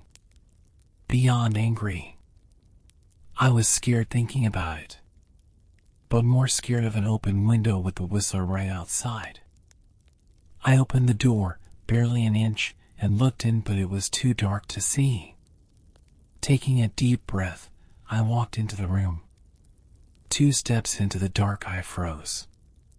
The whistling started, and I could hear it clearly from my parents' room. I never realized, but they must have heard the sound every night since we moved into the house. They never told us. I don't think I could have slept through it. I stood there, listening to the whistling come closer, unsure whether I should turn on a light or call out for my dad. Soft sounds from the living room brought me back to reality. "Nola," I yelled, running out of my parents' room. Holden and Nola were standing near the front door next to a window. Holden wasn't lying. I could see him fumbling with the lock on one of the blinds. I heard a click. He did have the key. Holden let out a quick laugh. Nola stood next to him, hunched up, afraid but maybe curious. The whistling was right outside our house now. I think I made a sound, called out. I can't remember. Time felt frozen, clock hands nailed to the face. But I found myself moving. I'm not fast, I've never been athletic. Somehow, though, I covered the space between myself and Nola in a moment. My eyes were locked on her, but I heard Holden pull the blind all the way down so it could release. I heard the snap of it start to raise, and I heard the whistling just on the other side of the window. But I had my arms around Nola and I turned it so she was facing away from the window. At the same time, I jammed my eyes shut. The blind whipped open. The whistling stopped. I felt Nola shaking in my arms. Don't look, okay? I told her. Don't turn around. We were positioned so that she was facing back towards the hallway and I was facing the window. My eyes were still closed. I felt her nod into my shoulder. I reached out with the arm not holding Nola and tried to touch Holden. My hand brushed against his arm. He was shaking worse than Nola. Holden? I asked. Silence.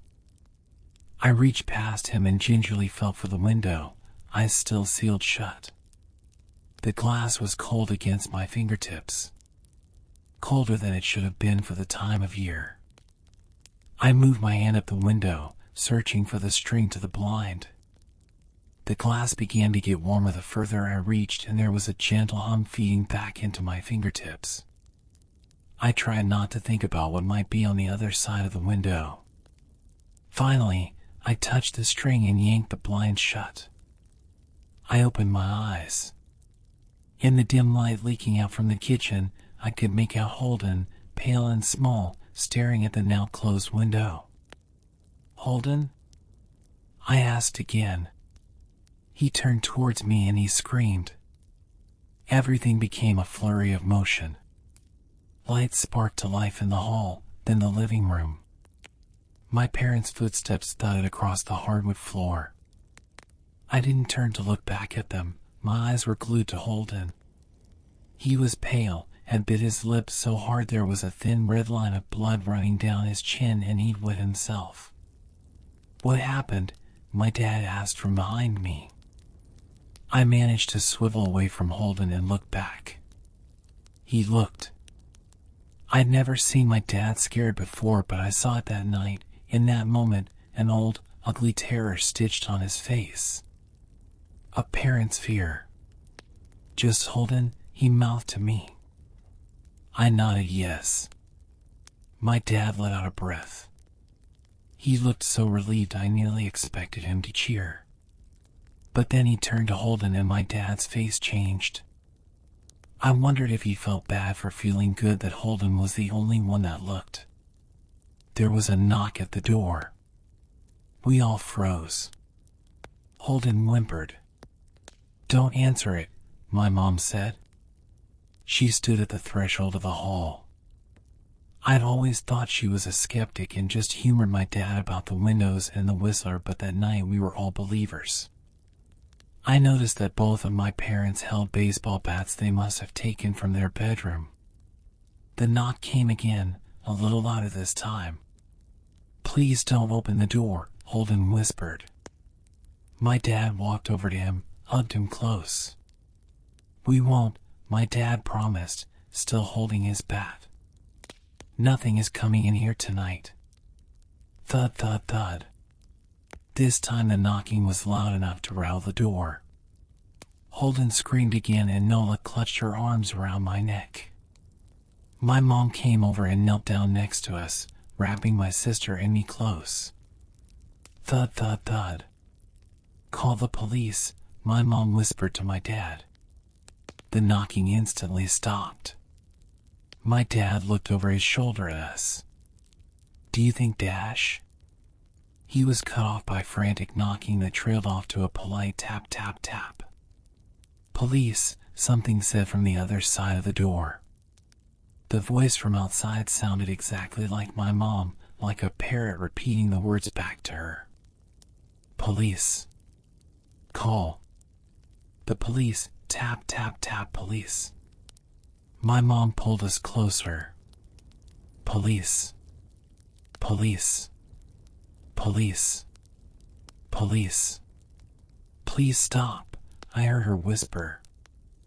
I don't think calling them will help, my dad said. How will we know when they're the ones at the door? The knocking came back harder than before. The door shook. Then it stopped. After a long moment, I heard the knocking again, but it was coming from our back door. We all turned together towards the back door, but the knocking immediately returned to the front door. Front to back to front, loud then quiet then loud again. Suddenly, the sound was coming from both doors at once, big, heavy blows like a sledgehammer. Then something started rapping against all of the windows in the house, then the walls. It was like we were living inside a drum with a dozen people trying to play at once. Or we were a turtle and something was attempting to claw us out of our shell. Stop! Holden yelled. The knocking died. I won't tell, Holden said, staring at the door. I promise I won't tell anyone what I saw. Just please go away.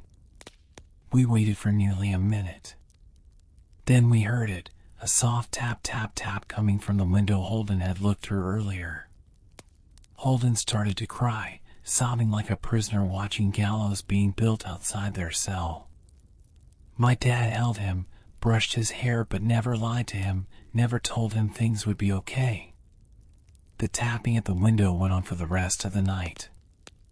We huddled together in the living room for I don't know how long. Eventually, my mom tried to take us kids into my room while my dad stayed to watch the door. But the second we moved into my bedroom, the knocking came back, so loud it was possible to ignore.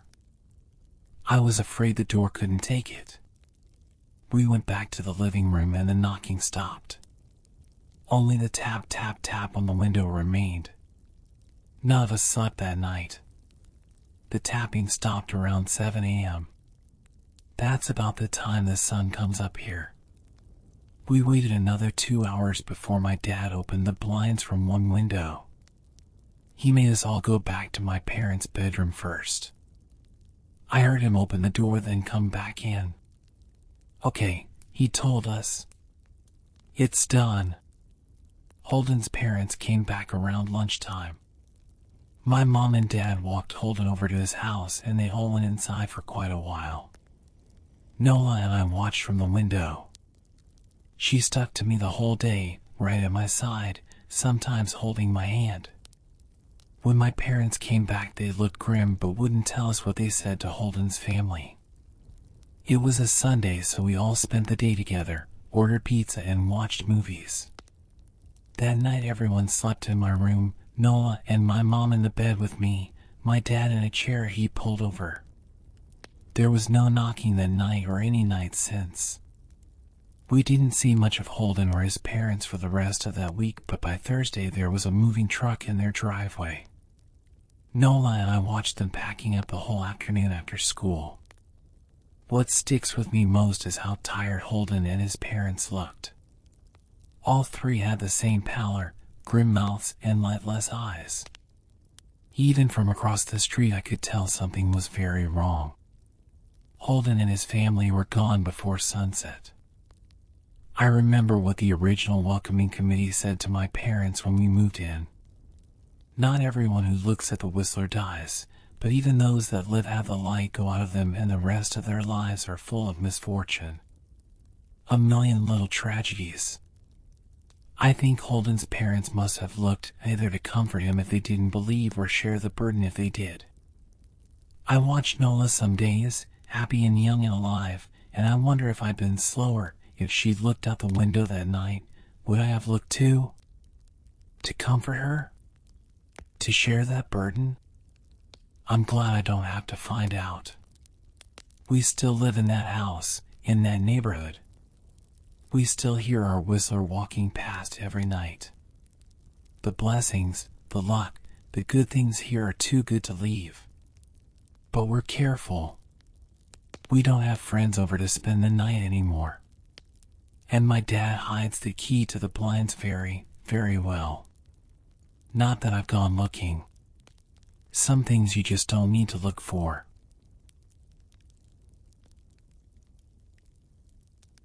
Story 4. My wife has been peeking at me. My wife Lynn and I have been together for 6 years and married for 11 months. Our entire history together has been very normal and never once have I noticed any weird behaviors or red flags. I can't stress enough how out of character this whole thing is for her. Lynn is very kind, intelligent, and thoughtful. She's always been the no-nonsense type of person. Being childish or trying to scare me is not something she'd normally do. She doesn't even like watching horror movies. When we first started dating, she agreed to watch The Shining with me because she knew how much I loved horror. She was so scared that she didn't even make it through half of the movie before we had to turn it off. She isn't into anything creepy and has never been into pranks. It's just not her cup of tea. And that's fine. But that's what was so strange about this. It's just so unlike her. I should also add that she never had any mental health issues, and as far as I'm aware, it doesn't run in her family. I know some people are able to hide their mental health problems, but in the 6 years we've been together, I think I have seen some sort of sign. 2 months ago, I was in the kitchen making myself some coffee before work. I was running a bit late that morning and knew I wouldn't be able to make it to Dunkin' Donuts for my usual morning fix. I took a sip of my coffee as I hurried down the hall towards the front door when I happened to notice Lynn peeking at me from around the corner ahead of me. I could only see her eyes and a strand of her long dark hair hanging against the wall. The rest of her body was concealed behind the corner. I nearly spilled my coffee when I saw her. I did burn the shit out of my lips. "Geez, Lynn," I said, wiping a few drops of coffee from my pants. "You scared the shit out of me." She immediately popped out of view like a little kid that had been caught. I heard her scurry off towards the living room, and by the time I got to the front door, she was out of sight. It was really weird, and just totally out of character for her, like I said, but I also found it kind of funny that she was being more playful and a little less serious. I shouted that I loved her and called her a weirdo. As I shut the door behind me, I heard her laughing. Her behavior was a bit odd, but it certainly wasn't something to call a priest over. I forgot about it by lunch, and by the time I got home she was her normal self. I didn't bring it up, and neither did she, and life went on. The next incident happened 3 days later. It was around 2 a.m. and I had woken up to get a drink. I was standing at the kitchen island, J in hand, when I felt a strong feeling that I was being watched. For whatever reason, I looked down at the floor and saw my wife's smiling face staring back. She was peeking at me from the other side of the island, staring up at me with wide, unblinking eyes and grinning. Grinning like the Cheshire Cat. I screamed, I'll admit it. Not out of irritation, but fear. For some reason at that moment I was scared. At the sound of my scream, Lynn scuttled backwards out of my view, her hands and feet smacking the tile floor as she hurried out of the kitchen on all fours. I didn't run after her, or even yell after her. I just stood there frozen in shock, wondering what fuck had possessed her to do that. It took me a little longer than I'd like to admit to go back upstairs, but I eventually did. When I got to our bedroom, Lynn was lying on her side, asleep. Or at least pretending to be. I stood there for a while, watching her breathing to be sure she really was asleep. I had the feeling she might jump out at me the moment I got into bed. But she didn't. I climbed into bed and she didn't even move. Her breathing was soft and deep, and I was starting to wonder if I'd dreamt the whole thing. The next morning I waited for her to come down for coffee, and after handing her a mug and kissing her cheek, I decided to ask her about it. "What was that about last night?" I asked, keeping my tone light so I didn't offend or embarrass her. She frowned over her cup of coffee, shaking her head like she had no clue what I was referring to. "You were peeking at me again. From over there," I said, pointing to the spot on the floor by the kitchen island. She followed my gaze, and when she looked back at me, she burst out laughing. She laughed so hard that I couldn't help but join her. "You creep me the fuck out sometimes, you know that?" I said. She giggled and set her cup on the counter and wrapped her arms around my neck. "You creep me out all the time. So I guess we're even," she teased. We said our goodbyes and left for work. As I drove, I kept thinking about how creepy it had been seeing her grinning at me from behind the island like that. The sounds her hands made on the floor as she crawled away. I told myself she was just trying to be silly. Just trying to join me in my love of all things horror. It's not like I was afraid of her. But it still didn't sit right with me. I started seeing her peeking at me more and more. Sometimes she'd be peeking out from behind the couch or living room curtains. Once she even managed to get inside her grandmother's old trunk that sits at the foot of our bed. I might not have even known she was there at all had the trunk's old hinges not given her away. She had the lid propped up just enough so that only half of her face peeked through. She'd been grinning like an excited toddler. It was unnerving. I didn't even know what to say to her. All I could do was stare. When I finally found my voice, I asked her why on earth was she doing this. She didn't answer, but she had slowly closed the lid, shutting herself inside the trunk. I just walked away, feeling disturbed. I didn't understand why she was doing it, but it clearly made her happy. I just hoped she would tire of the game quickly. Lynn didn't peek at me for the next 2 weeks. I started to think she was done with her weird prank, and I was relieved. We were watching a show on Netflix one night, and I jokingly said that I hadn't seen her peeking at me lately, and that she must have given up on her spy game. She looked up at me with a small smile and said, "Maybe I've just gotten better at it." I didn't say anything, but I wondered whether or not she was joking. For the next few days, I couldn't stop thinking about what she'd said. Was she still peeking at me when I wasn't looking and I just hadn't noticed? And if so, what the hell was she getting out of this? I started to feel paranoid, constantly checking whether she was watching from around the corner or behind a door. I was jumpy whenever I was home and she wasn't in full view of me. I felt stupid and a little crazy. But after a few weeks without another incident, I began to relax. I stopped checking behind furniture and walls and told myself it was just a bad memory. Then a few days ago, things got so much worse. Lynn left to go to a friend's, and I lounged on the couch and played a couple games on my laptop. Around 9 p.m. I hopped in the shower, and as I was washing the soap from my hair, I felt that awful feeling that I was being watched. I slowly opened my eyes and almost had a fucking heart attack. Lynn was peeking from behind the shower curtain, her entire head stretched into the shower, leaving just her body outside. Her long dark hair hung against the curtain, the ends dripping with water. Her mouth hung open in a terrible grin, eyes wide and red, as if she hadn't blinked in a while. I screamed and jumped back against the wall.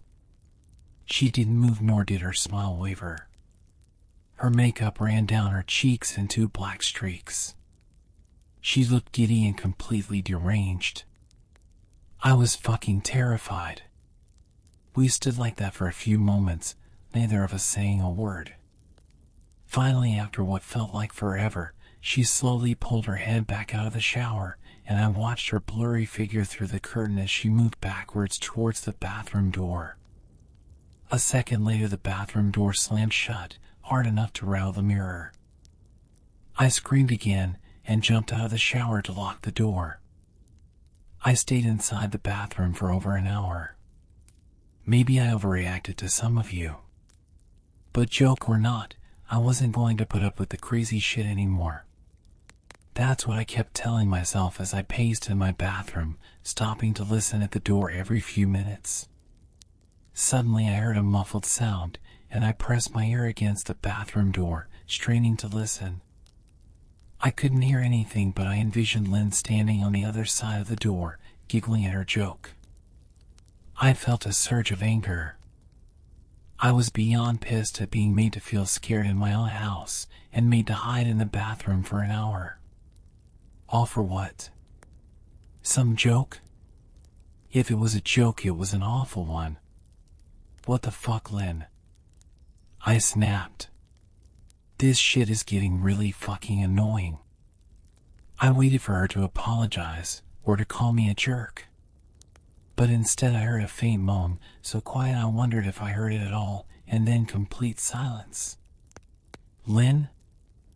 I called out, not able to even hide the shakiness in my voice. I got no response.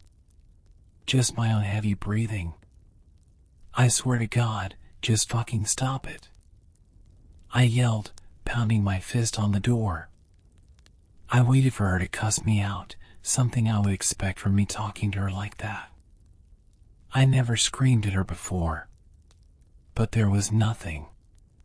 Just the occasional drip from the shower head. I won't deny that I was scared. Too afraid to open the damn door and face my own wife.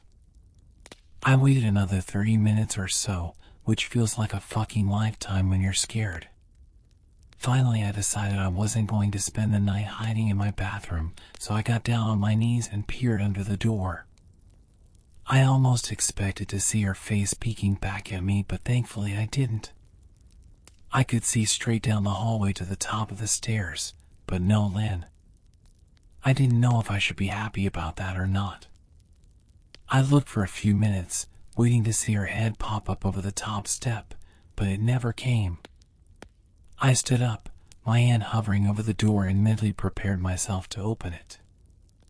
I slowly turned the lock with shaky fingers, and was about to yank it open when I heard a sound that still makes me feel nauseous when I think about it.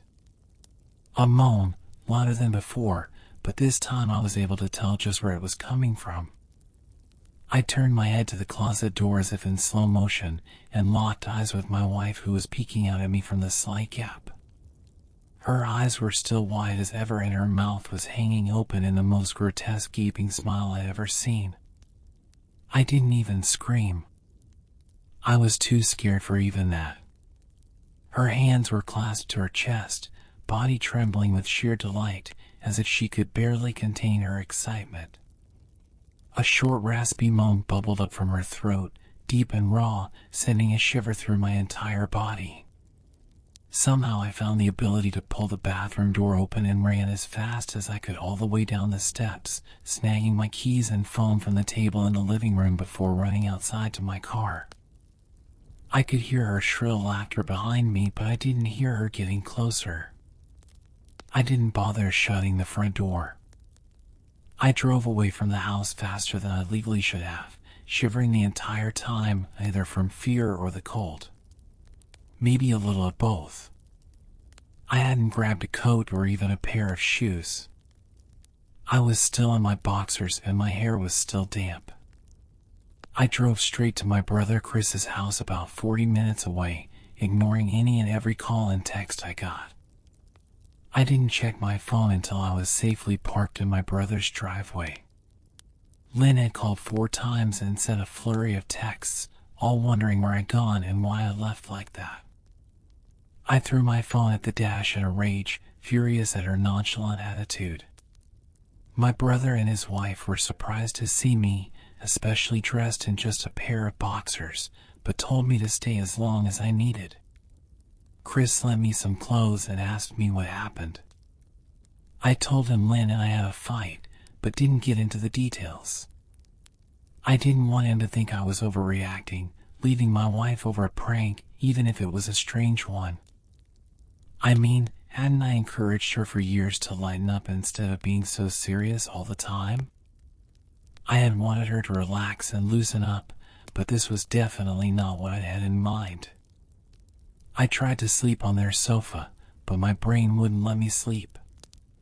Every time I closed my eyes, I saw Lynn's face staring at me from inside the closet. Knowing she'd been in there with me the entire time made my skin crawl. She'd never left the fucking bathroom at all. Instead, she slipped inside the closet and slammed the bathroom door shut to fool me. The mere thought of going back home gave me anxiety. I tossed and turned, unable to sleep. Chris ended up giving me a sleeping pill so I was able to get a little rest. My sleep was filled with terrible dreams. All of Lynn's smiling face. I woke up just as the sun started to rise. My sore body ached from the sofa, and I felt drained. I knew I'd have to call Lynn at some point, but I didn't know what to say to her. I wouldn't be going home unless she gave me her word she'd never do any more creepy shit. I just wanted my wife back. Her normal serious self never looked so good to me. I was contemplating calling her and telling her that when that familiar feeling came over me. I was being watched. I was staring at the ceiling, my heart in my throat. I didn't want to look away, but the longer I ignored the feeling, the worse it got. My eyes drifted away from the ceiling almost on their own. Her face was pressed up against the window beside the couch, staring down at me with that same gaping smile. Drool dribbled down her lips, leaving 2 long streaks down the glass. I didn't know how long she'd been there, but something told me she'd been there quite a while, possibly all night. I didn't bother screaming, though I was afraid anger trumped any fear I felt at that moment. I jumped up from the couch and pounded my palm against the glass. Lynn, are you crazy? What the hell is wrong with you? Just go home. I shouted. Now. She didn't move, and her ghastly expression never changed. If anything, her smile only grew, as if she had never been more elated. I could hear Chris and his wife moving around upstairs. As if Lynn could hear them from her place outside, her head twitched slightly in their direction, and she began to close her mouth slowly. Chris called my name from upstairs, obviously concerned. I turned to see him and his wife Rebecca hurrying down the steps. When I turned back to the window, Lynn was gone. The only sign she'd been there at all was the 2 streaks of drool still dripping down the glass. I tried explaining to Chris and Rebecca about waking up to see Lynn watching me through their window. They were skeptical. Who wouldn't be? Chris and I went outside to the spot in front of the window, but there were no footprints in the dirt, just a slight indent. Animal probably, Chris guessed, and I didn't argue. He and Rebecca assumed I dreamt the entire episode, but they didn't understand, and I was too tired to explain it to them. I called out of work that day and turned my cell off. I didn't want to face Lynn. Just talking to her was too much for me at that point. I really started to believe something was irreversibly wrong with her. That no matter what promises she made, we'd never be the same again. The thought saddened me to my core. I cried most of the morning. By noon, I figured I was ready to confront her. Give her one last chance to explain herself. I could at least give her that after 6 years, I told myself. I turned my phone on and saw the dozens of texts she'd sent, all from a seemingly concerned wife. Can we talk? I love you. Please call me. I'm really worried. Can you answer? Just come home. And more of the same. All texts telling me she loved me and she wanted me home. How worried she was, not a damn one addressing the crazy shit she pulled. like she hadn't been acting like a character from a Stephen King book. Even her texts were different. She normally texted novels just to tell me to pick up a loaf of bread. You'd think she'd have more to say to me after her bizarre shenanigans. I know it probably seems childish to some of you who are miles away from this situation.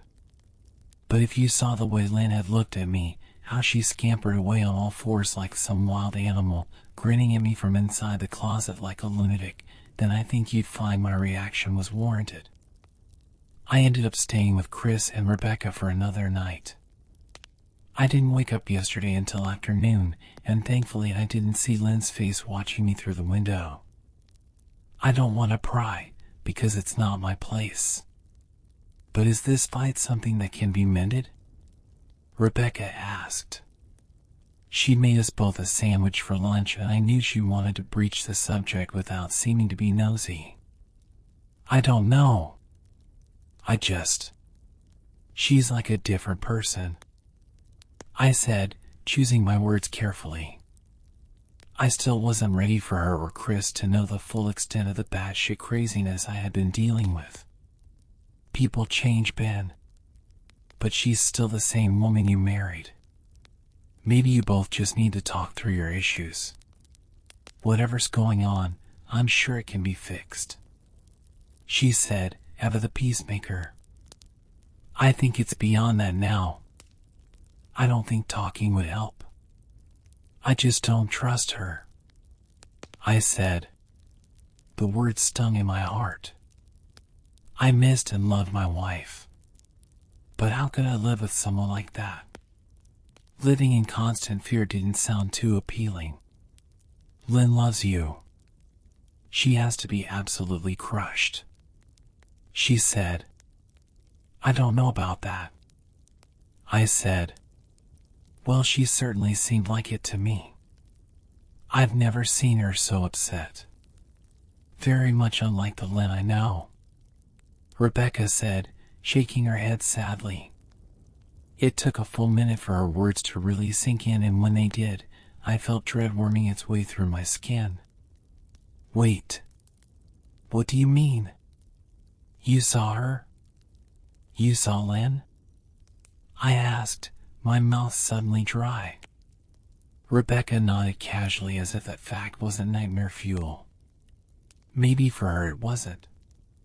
She stopped by this morning just after Chris left for work, she said, cleaning the plates from the table. I didn't see her car though. Maybe she took an Uber or something. Beck. What did she say?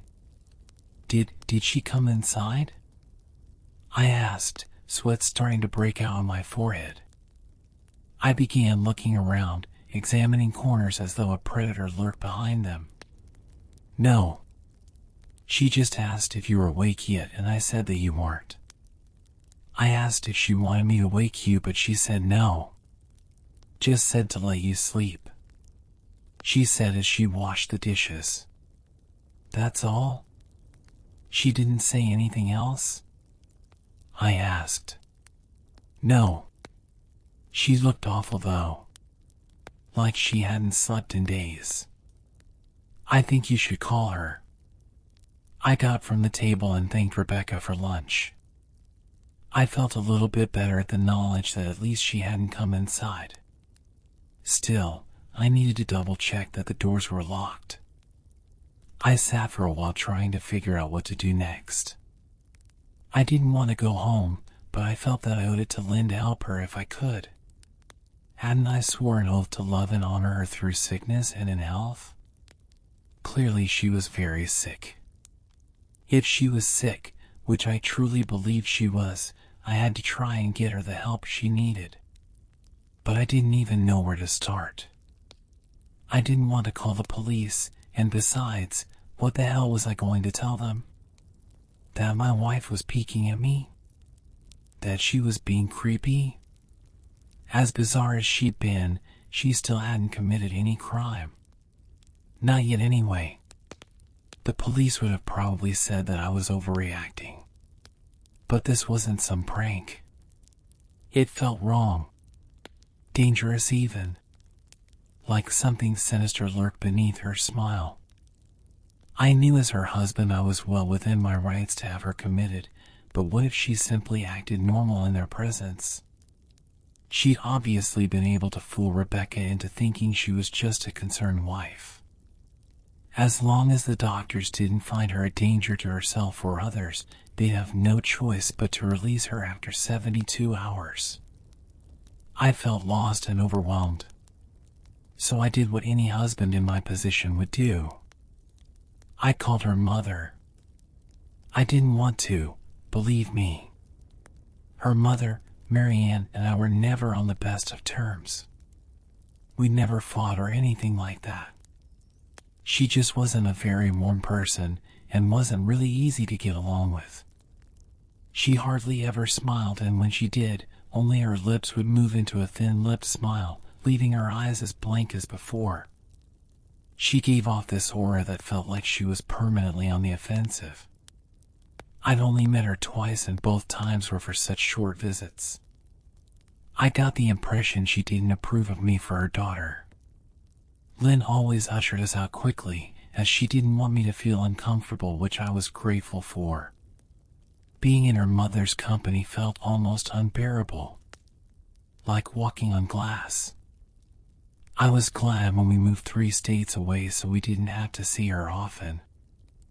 I was happy to avoid the woman, but I needed her help. I really didn't want to talk to her at all, but I had to talk to someone, and someone who knew Lynn better than I did.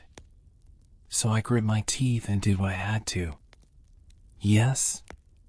She answered, already sounding irritated. Marianne, it's me, Ben. Do you have a minute to talk? I asked. I could hear her cluck her tongue in irritation. I'm in the middle of writing some checks, but if you insist, I suppose I can spare a moment. What is it that you want to discuss, Benjamin? She said, coolly. It's about Lynn. She's been acting strangely, and I was wondering if you had any idea whether there was something. I was quickly interrupted. It's a bit difficult to follow your rambling, Benjamin. What is it you want from me? She asked. I could almost see her standing there in her thin sweater and slacks, tapping her fingernails impatiently on the table. I wanted to know if you ever noticed any odd behavior, or possibly any mental health issues? I asked. There was a long, uncomfortable pause that I couldn't tell was because she was just thinking, or something else. Finally, after a few seconds, she spoke. I'm not sure if this is one of your jokes, Benjamin, but if so, I don't find the humor in it. Now I do have business to attend to, as I've said, so if you don't mind, she said, but I cut her off before she could get rid of me. Marianne, it's not a joke. I'm sincerely concerned about Lynn's mental health. Her behavior has been very erratic lately. I'm very worried about her, and I figured as her mother you would be as well. I said, my frustration evident in my voice. If you're truly concerned, then I suggest you get the health professionals involved. I don't know what you expect of me. She snapped. I could tell she was seconds away from hanging up, and for some reason I was desperate not to let her. I had the feeling that she knew a lot more than she was letting on. Please. If not for me, do it for Lynn. I tried. I heard a faint shaky intake of breath, as if she were trying to hold her steely persona together but failing. Marianne? What's WR- I started. Benjamin, I don't know what to tell you. My only advice would be to seek professional help. Do not call here again. Goodbye. I tried to call out to her, but she'd hung up. I tried to wrap my head around the call and her refusal to help me. Even if she didn't like me, why wouldn't she want to help her own daughter? I couldn't understand that. I tried to replay the conversation, desperate to find something I missed. After a while I almost gave up, until I remembered her last words to me. Seek professional help. She'd said those words with a bit of urgency. I could have just been grasping at straws, but no, I was sure her voice had changed ever so slightly when she'd said that. As if they were very important. What had she meant? I assumed she'd been referring to medical professionals, but maybe she was referring to someone else. Someone that she didn't, for some reason, feel comfortable saying directly. Or maybe I was just desperate. I waited for Chris to get home, and after a very long and exhausting conversation with him and Rebecca, I convinced them that Lynn truly needed psychiatric help. I didn't tell them everything. I wasn't prepared to go into it yet, but I told them about our last encounter. How she hidden in the bathroom, peeking at me from the closet. They were obviously shocked, but thankfully they believed me. They too just wanted to help her. Still, they didn't think it was all that serious.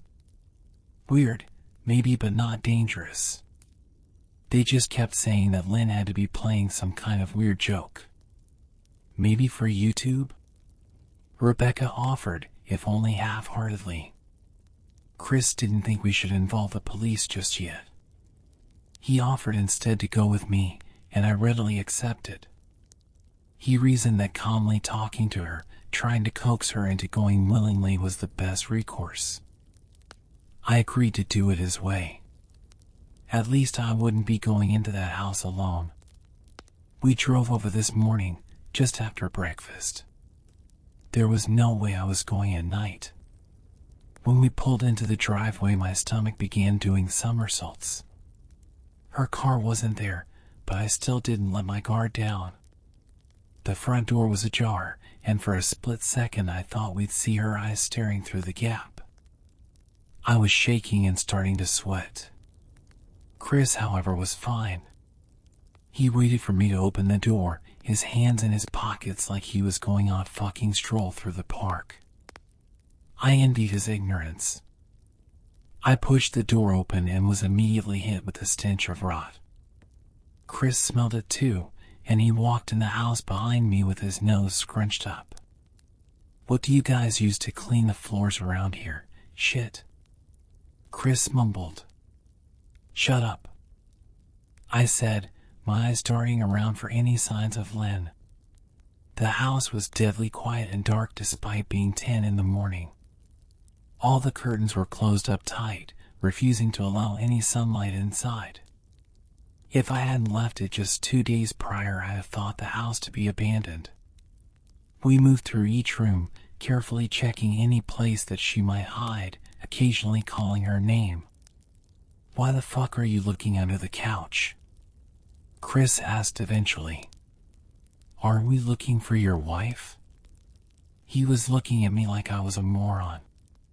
Let's just go upstairs, I whispered. He shook his head but followed me up the stairs to check the bathroom and spare bedroom. On the way up, my shoes crunched over pieces of glass that looked to be littered over a few of the steps. I noticed that one of Lynn and my wedding portraits that hung on the wall along the staircase had been smashed. The frame hung crookedly, all the glass removed. I stared at the picture, a lump forming in my throat. We had taken the photo just after leaving the church, after saying our vows. She looked so beautiful in her white gown.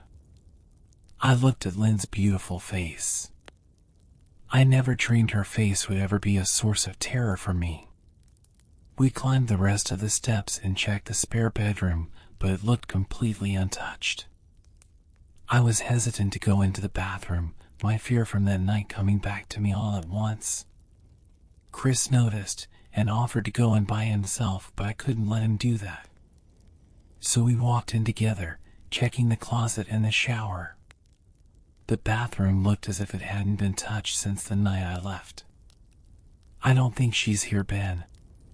Why don't you pack some clothes and we'll try coming back tomorrow or something? Chris said. I nodded and went into our bedroom and shoved some clothes into a duffel bag. When I checked inside our closet, I came across the source of the smell and gagged. Chris took one look and lost all color in his face. He had to go stand by the stairs to get away from the sight and smell. I gazed down in shock at what lay inside my bedroom closet. Soaking into the rug were at least a dozen eyeballs, all carefully laid out in pairs. Some were as large as a quarter, while others were as tiny as a marble. I stared down at the eyes she collected from small animals, and I wondered how she'd gotten them, and shuddered at the thought. Man, I thought I had it bad with Becca's shoe addiction. But fuck me. Your wife's in here collecting eyeballs, Chris said, gagging. Ben, I think we should go, he called from the hall. I'm getting nauseous. All right. I grabbed my duffel and shut the closet door on my new nightmare. I stepped out into the hall and took a deep breath of air. I could taste the raw on my tongue and I couldn't help but gag. Who the fuck lines up eyeballs in their closet like that? Chris mumbled. I tried to tell you she needed help, I said. She doesn't need help, Ben. She needs a fucking exorcist, he said. You coming or what? I can't stand the smell. His words died in his throat, and his eyes grew wide with fear. I didn't ask him why. I could feel it. Someone was watching me, and I didn't think it was the eyes in the closet. I turned around, my eyes slowly scanning the bedroom. Christ, I whispered, as I finally saw what we'd missed. Under the bed, curled on her side, watching us with the excitement of a kid on Christmas morning, was my wife. She held her hands together just under her chin, and they were shaking eagerly. Now that she knew she'd been found, I could hear the quiet noises she was making. A sort of hiccuping sound in her throat, as if the excitement was just too much for her. It was unnerving to say the least. Wide eyes, and that same huge smile. Everything in me told me to run, but I forced it away. This was my wife. No matter how twisted, she was still the woman I married. I had to help her. Lynn, I said softly. She didn't respond, but her head bobbed back and forth in two quick little movements as if she were nodding. Baby, I just want to help, okay? Can you let me do that? I asked. I had taken a single step forward, approaching her like some kind of dangerous animal. I love you, Lynn, I said softly, taking another step closer. She let a tiny moan escape her wide-open mouth, and I had to resist the urge to run. Her shoulders were starting to quiver, and her eyes grew as large as saucers. I crouched down so I could see her better, and immediately saw the blood. Her hands were covered in it. They trembled more the closer I got, as if she was barely able to contain herself. Lynn, are you hurt? You're bleeding, I said. She bobbed her head again, her bloody fingers moving up and down as if playing an invisible piano. They occasionally grazed her chin, leaving smears of blood on her skin. I wanted to recoil in disgust. The smell that was coming off of her was revolting. I could feel the vomit trying to climb up my throat. Her lips were dry and stretched thin, blood seeping between the cracks. I knew she wouldn't come on her own, but I didn't want to leave her in the state she was in. I scooted closer and reached out to her. The excited hiccuping sounds got louder and her hands shook, fingers flexing. It was then that I could see the blood oozing from in between her fingers. Oh my God, Lynn, you're bleeding, I said. Instinctively, I reached out to take her hand, but before I could even touch her, her hand sprang out towards me. A sharp pain shot through my arm, and I fell back on my ass.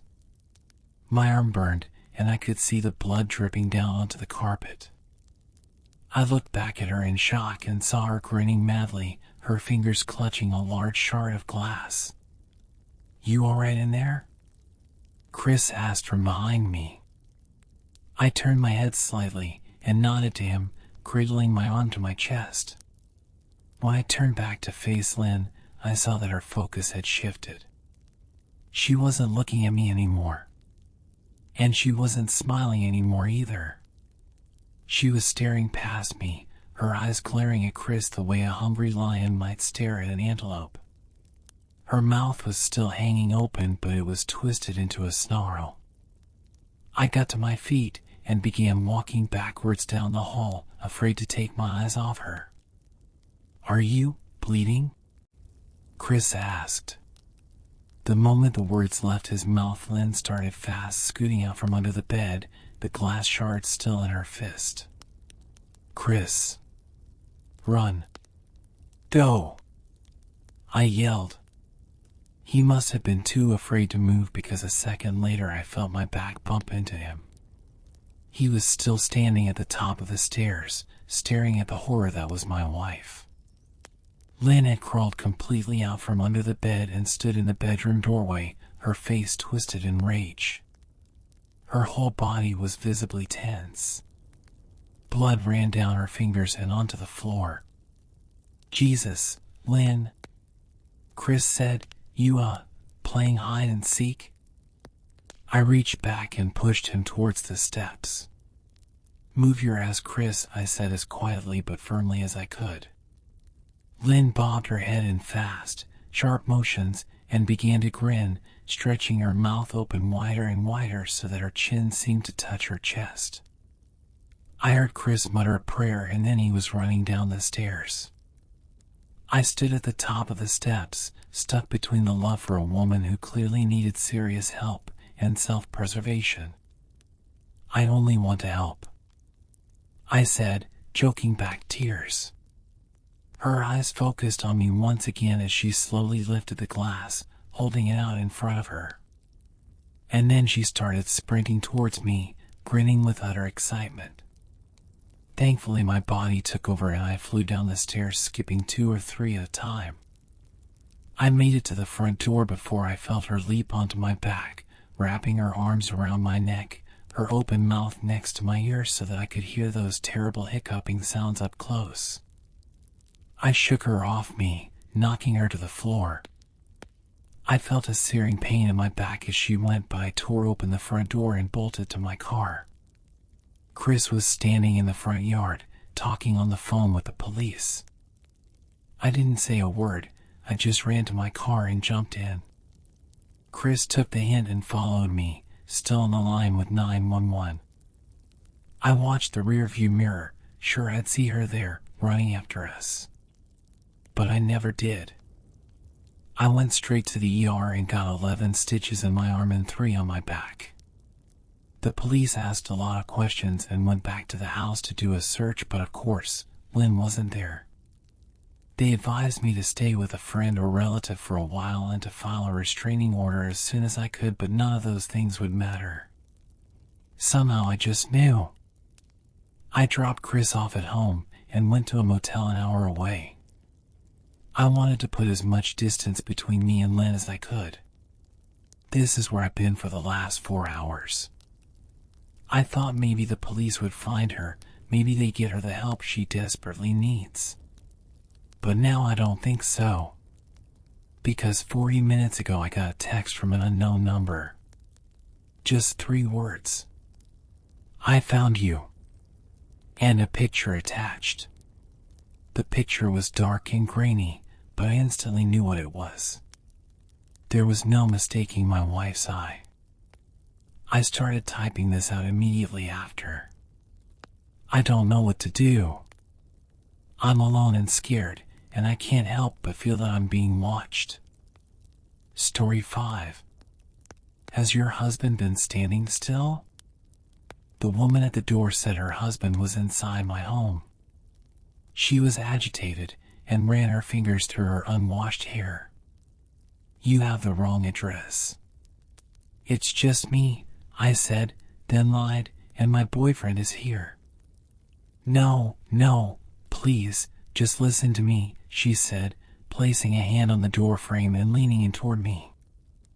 I said I couldn't help her, said again she had the wrong address, then shut the door. But I could still hear her. I don't know what he'll do.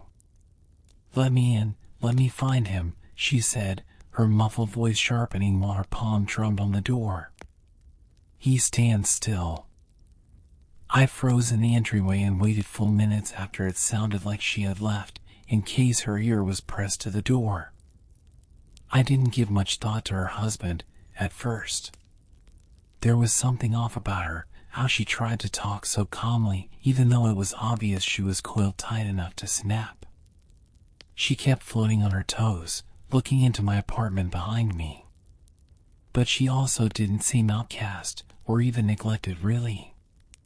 Her cashmere sweater and tapered pants told a different story. So I searched my apartment with the crowbar I kept under the sheets and the linen closet. No one was in the front rooms, with their windows facing the street. I had been there all day, so it was impossible for anyone to have broken in that way. Then I remembered the old dumbwaiter shaft. It was behind the kitchen door, shut behind a hinged metal slab. To keep noise from bleeding between apartments, it was no longer an open shaft, but a dusty compartment used as a pass-through for cables. I brought along my biggest chef knife from the drawer across from the refrigerator. The steel panel was painted the same color as the wall and had no handle or latch. Instead, there was a small jagged hole punched in one side with several drill bit plunges. I dug a screwdriver out of the junk drawer and tried to pry it open with a single jerk so I could step back and hold out the blade in my other hand. Instead, it swung open with a painfully slow creak and I dropped the knife, scaring myself even more when it clattered at my feet. Without thinking, I bent down to pick it up. Kneeling on the floor, I imagined a pale hand reaching out into my hair and skull, but when I stood up and looked inside, there was nothing there, just the dark. It was empty. When I left the kitchen and crossed by the front door again, I saw that the woman had shoved a piece of paper in my door like a takeout menu. It was a torn envelope, like something pulled crumpled from the trash, and had written on it the words, "Listen. Please." Then I heard her whisper from low down on the door, even below where I had kneeled to pull at the scrap of paper. The first time my husband was around the corner from our French doors, in the hollow where my desk meets the printer cabinet. He must have been there all morning. He was standing straight up, like a sunflower, but I didn't see him until I got up from the desk and bumped my ankle. When I looked up suddenly, he was there, staring at nothing. The second time he was behind an all-glass display case in our entryway, pinched between a pane and the wall just inside the front door. The whispering stopped and I realized I was barely breathing.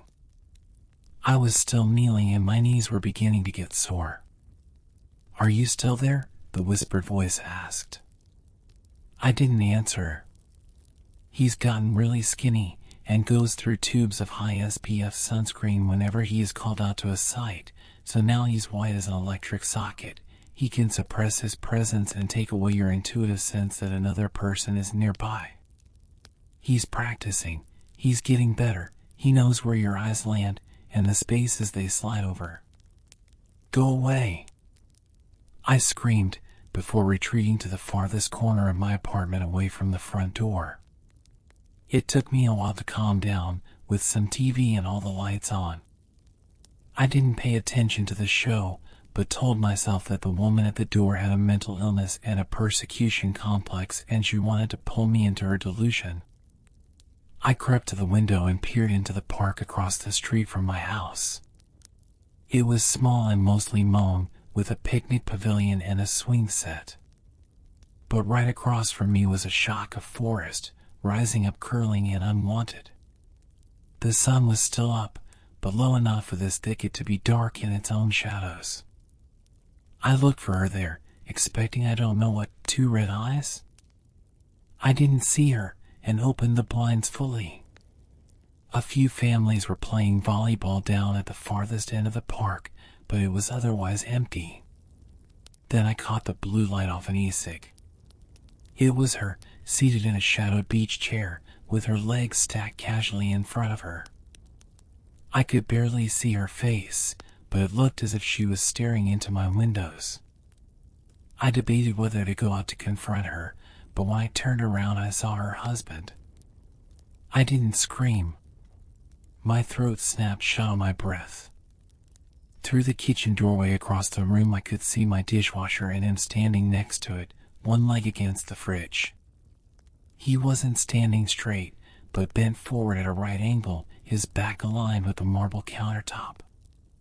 One arm was held pinned against his thigh, the other down, then the wrist up, with fingers out at angles.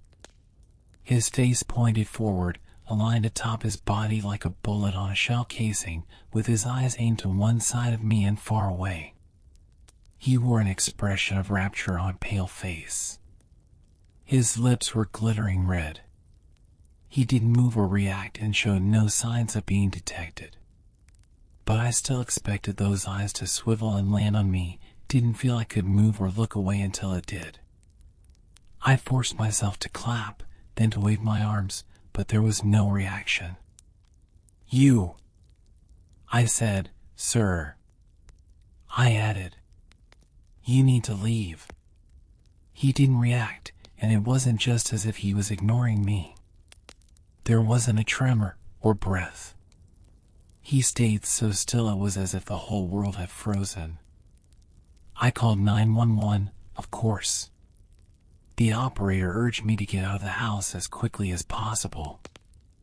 I stayed on the line with the operator, but there was nothing left to say. My only way out was past him. Acid filled my stomach. There was no way I could cross that room. I considered tossing something at him, or attacking him, but there was nothing more dangerous than a TV remote nearby. The operator said something about officers on the way, and my phone slipped from my hand in my rush to bring it back to my ear. My eyes never dropped from the husband, who didn't flinch when my phone crunched on impact, then clattered across the floor and under the couch. I lowered myself to my hands and knees and considered crawling over and reaching under until I realized it would put him out of sight. It was better to escape. Maybe I could crawl by him without touching him and he'll stay frozen. Or would he just grab me when I got close? I didn't have a choice. At the threshold between hardwood and tile, I looked down at my hands on the floor, and when I looked up he was gone. But it was only for an instant, because suddenly I could see him again just in front of me. He hadn't moved. My eyes had let him go and struggled to find him again, like he wasn't where I had expected, or if I had somehow forgotten him. The arms holding me up shook so violently that I pitched forward, landing on the side of my face with a smack. I landed right at his feet, but didn't touch him. Pushing back on the heels of my hands, I rolled backwards and slammed into the cabinet behind me, hard enough that I heard the fiberboard crack inside the door. I could crawl by him now, but first watched him for any sign of movement. He was in a khaki t-shirt that didn't quite match the wood cabinetry or stand out from the white refrigerator at his back. Nor were his dark pants much of a match for the brushed chrome of the dishwasher, though I could see he had a sliver of something shimmery silver, like a lanyard loop, hanging out from his pocket. I don't know how he could have disappeared from my sight, but he didn't seem to notice me. I strained to keep an eye on him over my shoulders as I crawled past, until I couldn't move slowly any longer. I scrambled to my feet, tumbling into a standing position, then into a headlong run, where I couldn't tell my heartbeats from the pounding of feet on the floor. After struggling with the lock, I finally squeezed through my front door and shut it behind me without looking back. The police came, searched my apartment, found no one. I tried to explain that he might still be there, that they just hadn't seen him. But they wouldn't come back in with me. They wouldn't search the park either. They were annoyed I wouldn't go back inside, but eventually left. I didn't have my phone and didn't know where to go, so I wandered out of my building in a daze. It was dark out now, but the night air felt good. I saw a car double parked, but didn't pay it any attention until the woman pushed open the passenger side door from the driver's seat and waved me over. I'd be embarrassed to describe the horrible things I said to her. But she was calm and composed. She knew how to handle her husband standing still and was nothing like the woman who first confronted me on my doorstep. I don't want to give her real name, so I'll call her Flora. "I'll teach you to see him," was the first thing Flora told me once I was able to listen. I didn't want to see him or to go anywhere with this person, but I didn't know what else to do. She drove me far outside of the city until I could see stars over a sprawling suburbia.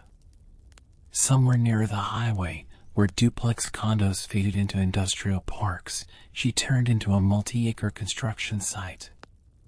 It was all blonde dirt, scraped and marked by bulldozer treads. At the center was a cinder block frame that might one day grow into a big box store. She turned off her headlights, and suddenly the feeling I had ignored in favor of her serene understanding of my situation could no longer be ignored. I was struck dumb with fear, my sore muscles protesting at being called back to alert. Had I met a couple working together? But she kept talking reasonably, kept her instructions simple, and I found no moment to protest. Instead, I followed her, even let her take me by the hand and pull me in a circuitous path out into the center of the standing blocks. She laid out a picnic blanket and urged me to lay on my back next to her with a friendly pat. Inside, I was screaming. "We're in the middle of one of the dimmer meteor showers that doesn't get headlines," she said. "But we can see one every few minutes if we know how to look. Men who stand still," she told me, "can't be searched out like a bird among branches or a face in the crowd. That is a search for specificity. Even if you could live in a state of constant scrutiny, where every pixel of reality is examined, you would not often find these unmoving men. They slip into your scotoma and escape your attention because they are no longer objects to be found. There was one," she said, pointing to a part of the sky. "Did you see that one?" I hadn't. "Because you were darting around, looking for shooting stars," she said, "instead of looking at the surface of reality." Her husband had receded into the sky of our day-to-day existence, she said. When standing still, he wasn't an object to be found in space, but had shut down every part of himself to become permanent. She taught me to make my eyes flat and to search without an idea of what I wanted to see. To see them, you can no longer want anything from the sky, she said. You have to deaden yourself to know what surrounds you. I laughed when I saw the first shooting star and forgot about my terrible day. Then there was another and another. Now, please, don't be afraid, she said, sitting up and placing her hand on my goose-pimpled forearm. I looked around with my meteor eyes. There were men standing in strange shapes, pressed against the cinder blocks, and standing in the mud at bent angles, and even across the street, holding themselves straight. I see them everywhere now, she whispered. There are so many of them standing still. Story 6. She sold happiness in glass jars. The poster read, Happiness. Sold in glass jars. Call today, and underneath the text was a phone number. I was walking home from a long, exhausting day of work when I caught a glimpse of the paper stapled on an old telephone pole. I took a picture of it thinking it was amusing. I was going to show my wife once I got to our apartment, but I was caught up with chores and forgot about it. Dinner, dishes, laundry, packing a snack for our daughter, putting her to bed, then putting her toys away that she'd left out in the living room every night. It was the exact same routine. The next day, I awoke sleeping back to back with my wife. I always had to get up earlier than she did for my job, so I quietly got ready for the day and headed out the door. At work, I was updating the company's latest expense report. Most days were similar to this one. They were basically paying me to stare at a computer for 9 hours a day and input a couple numbers into a spreadsheet. I finished my work very quickly, so I decided to head out of the office early. It also helped that it was a Friday, and a lot of people leave early at the end of the week. On my walk back, I was thinking of what my life had become. I did this often. I always dreamed of traveling when I was younger. I wanted to drive across the country or solo backpack across Europe. Then I met Kelsey. Don't get me wrong, I love Kelsey. I mean, I still do. We just don't have that spark anymore. When you meet someone and get in a relationship, whether it's meant to be or not, some of your personal life plans have to be put on hold.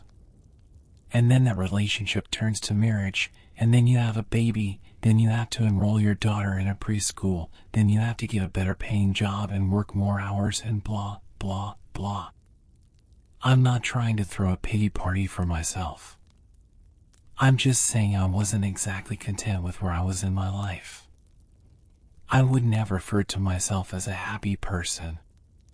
As I took the same route home that I did every day to work and back, I walked by the same poster I had passed the day before.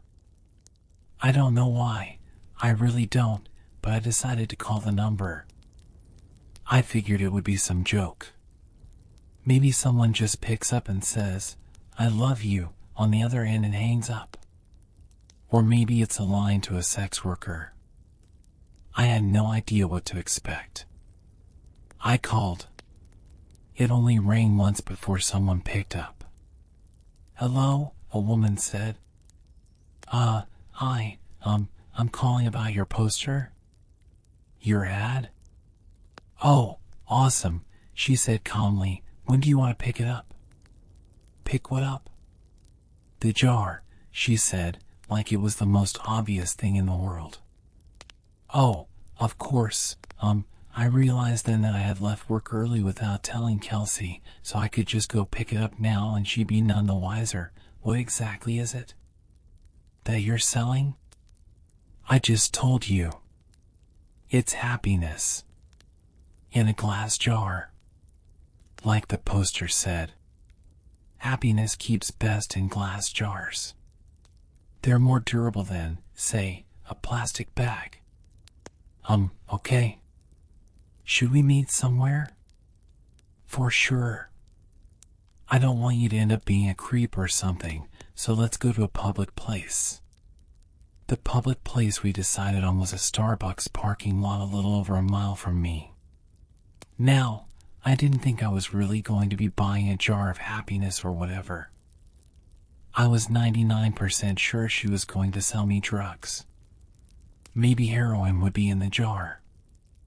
I remember thinking, oh no, happiness is probably a nickname for some street drug and I'm going to a drug deal. What if she's a cop? Am I going to be arrested? But something inside me told me to keep walking, and so I did. I stood outside and texted her. "Me, I'm here." Her, "Cool. Be there in a sec." Me, "What are you driving?" Her, "Silver Camry." And as her final text came through, I saw her car pull in. She took a spot not too far from where I stood.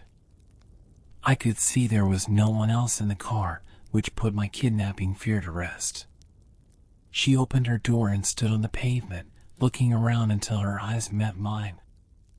I gave her a little nod of acknowledgement. She simply responded by waving her hand, gesturing for me to come over to her car, so I did. She was young, maybe mid-20s, with curly, golden hair. Her skin was pale and contrasted with the all-black outfit she was wearing. I thought she looked like Glinda the Good Witch from The Wizard of Oz had put on the Wicked Witch's clothes. "Nice day out," she said as a greeting. "Oh, yeah it is. Hadn't really paid attention to it. You were the one that called about the jar, right?" "Yeah, that was me." "Cool, well, here you go." She handed me a very small, glass mason jar. It couldn't have been more than 2 inches tall. Inside of it was a light. Not a light bulb, just light. It was like someone bottled up sunshine. It glowed even in the mid-afternoon daylight. It looked like a tiny sun, or a tiny universe existing in this little crystal-walled home. I was admiring it with no attempt to hide the awe on my face. Pretty rad, isn't it? What is it? You've asked that, like, 3 different times, I think. My answer is still the same. It is happiness. Happiness in a glass jar. What do I do with it? Keep it, she said simply. If you have any problems, shoot me a text. She started to get into her car. Wait, I said, I thought you were selling this? How much is it? Don't worry, man, she said with a smile, you pay. She closed her door and I stepped out of her way as she backed up, then drove off. What the hell had just happened? What was I holding? I looked down at the jar again. Its radiance was simply mesmerizing. I put it in my pocket and could see its glow slightly through my pants. I began to walk home. What was just a nice, sunny day quickly changed into a rainy one with clouds wrapping the sky. It was not forecasted that it would rain, or else I would have ridden the bus or subway to work that day. I jogged home trying not to get too drenched. I finally found shelter once I made it to my apartment building. I walked up to my door and found that my key wasn't on my key ring anymore.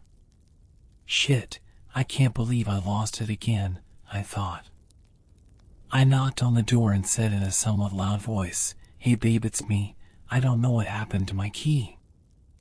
I heard the door being unlocked from the other side.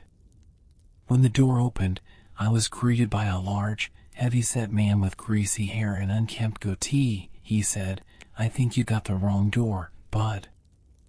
"Oh," I said, disoriented. "My bad, sorry, have a good one." He let out a chuckle as he closed the door. Apartment number 33.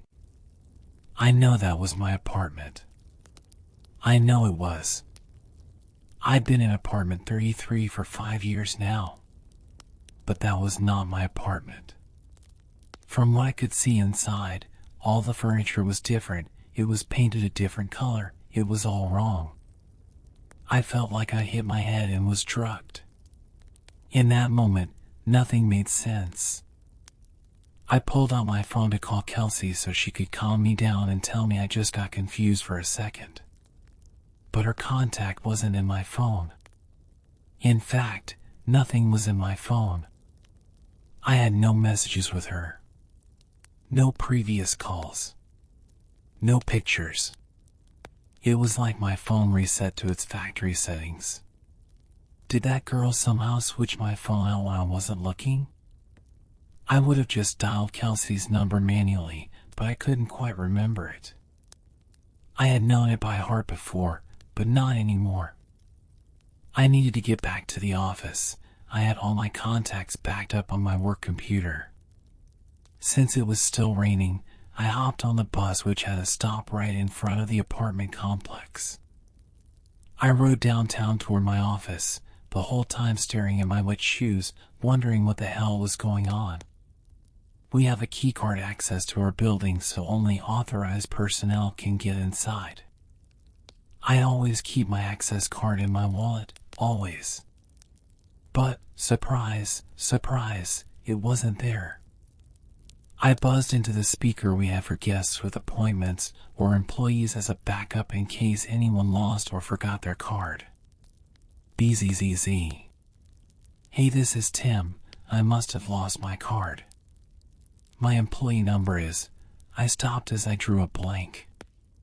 A voice came through the speaker. Tim? You got cut out. What's your employee number? I can't remember. That's fine. Just tell me your full name and department. Finance. I'm in finance. My full name is Tim Brooks. 1 second. About 30 seconds later, the man spoke to me again. We don't have a Tim Brooks working in this building. Did you have an appointment with someone? I backed up in surprise, almost tripping on my own feet. I had just been in that office an hour or two ago. What was happening to me? I felt like I was getting Alzheimer's but going through every stage in one day. I stared at my hands, unsure if I was in the right body. I felt like the world around me was disintegrating. I wasn't in control. I was merely sitting inside somebody else's head, watching the world through their eyes. Just then, I got a text. I recognized the number immediately. It was that girl. The one who gave me the jar. I had forgotten all about it until I saw her text. Hey, how's it going? I looked at my phone, dumbfounded. It made me angry she was so nonchalant about this. She knew what was going on. She had done this somehow. Me, what the hell did you do to me? The worst is yet to come. I was astronomically close to just chucking my phone as far as I could in frustration. I took the jar out of my pocket. It looked unchanged, still glowing just as bright. What the fuck did you do? I yelled at the jar, realizing I probably looked like a lunatic. As I stared at its glistening glass, I realized something. I didn't know what my wife's face looked like anymore. I knew her name. Well, I know it started with a K, or maybe a C. I couldn't picture her in my mind. I knew I had a wife. I knew I did. Yes, because I had a daughter. I had a wife and a daughter. I just couldn't remember their faces then, or their names, or their birthdays, or any memories I had with them. I know they existed. They did exist. I had just seen them that morning, right? I couldn't remember how she looked or what she smelled like. What was our first date? We had a wedding, right? What about our first kiss?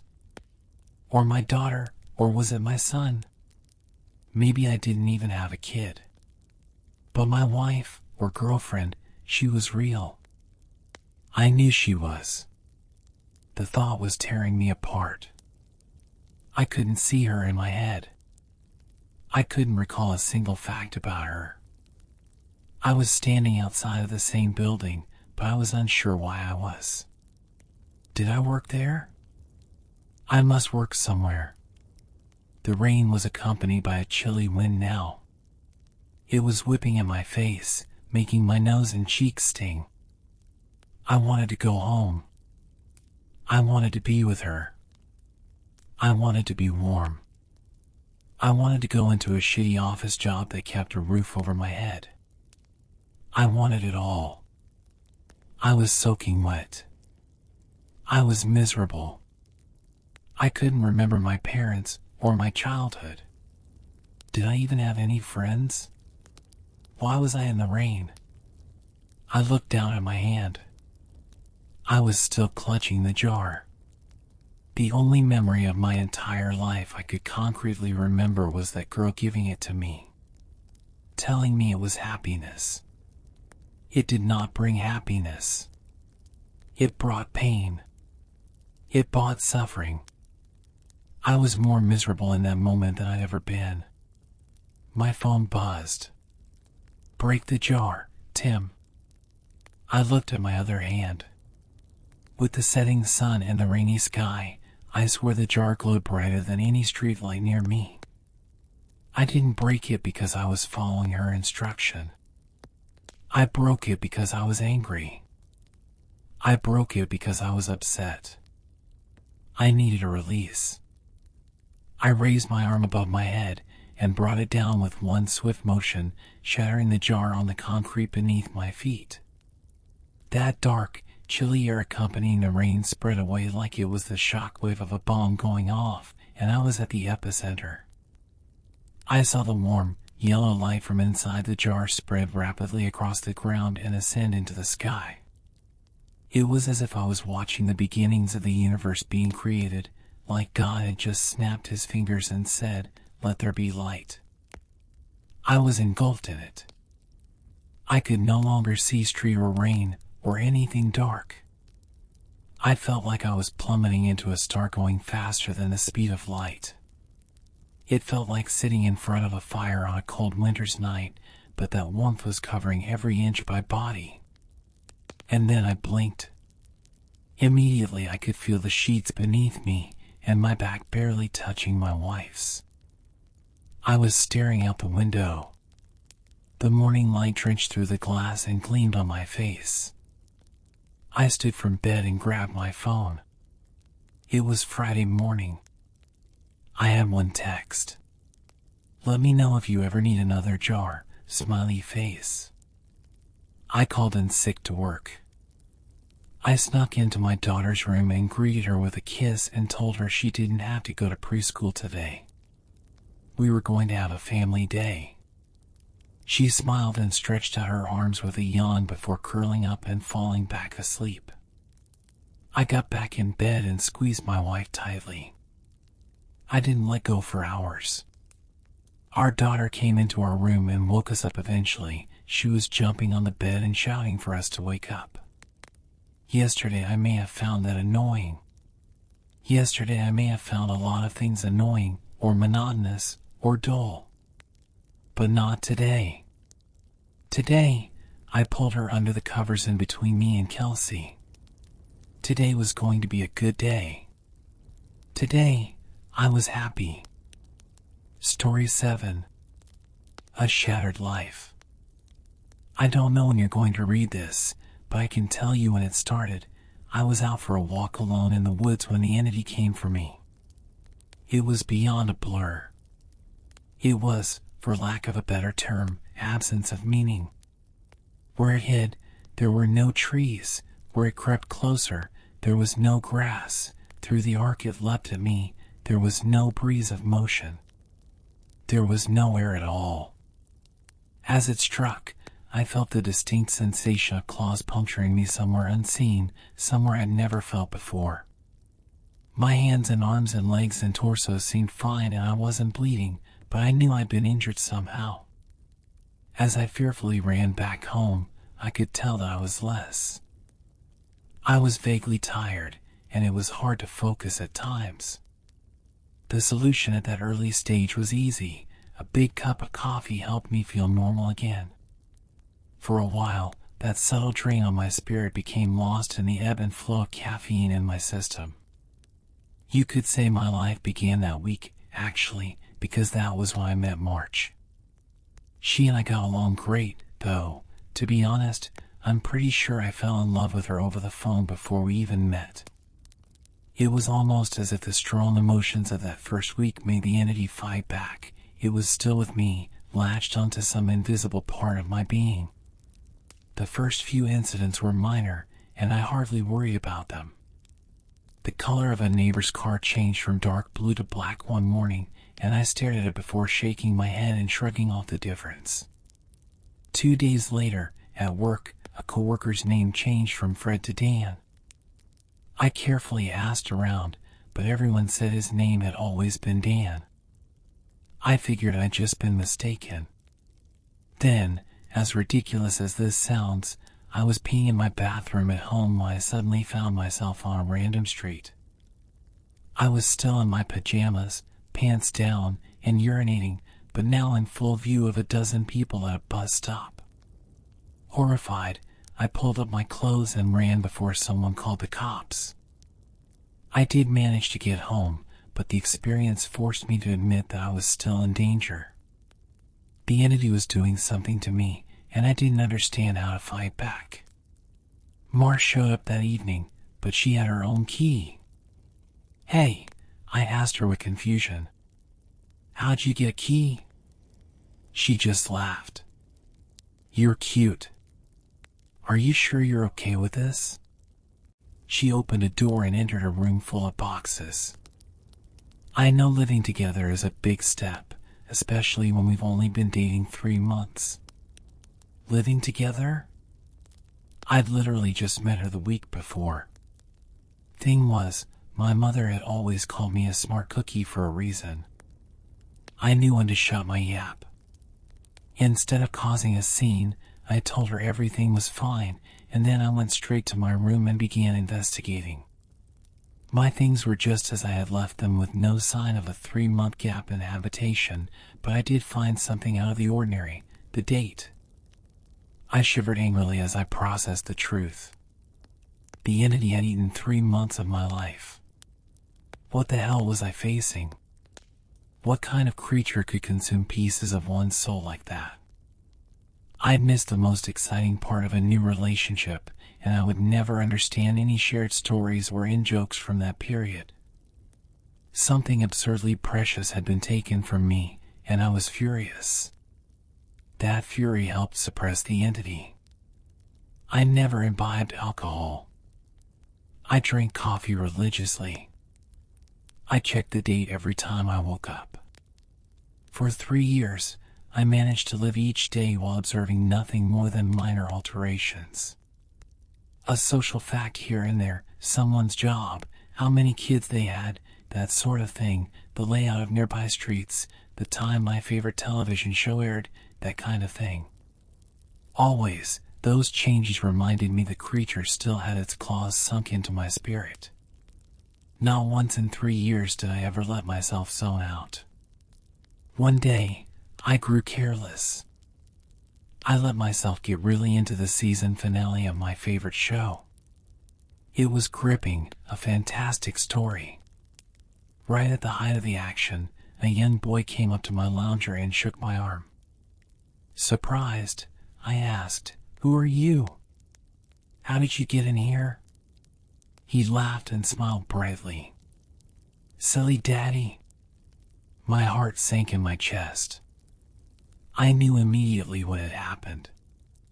After a few masked questions, I discovered that he was 2 years old and that he was my son. The agony and heartache filling my chest was nearly unbearable. Not only had I missed the birth of my son, I would never see or know the first years of his life.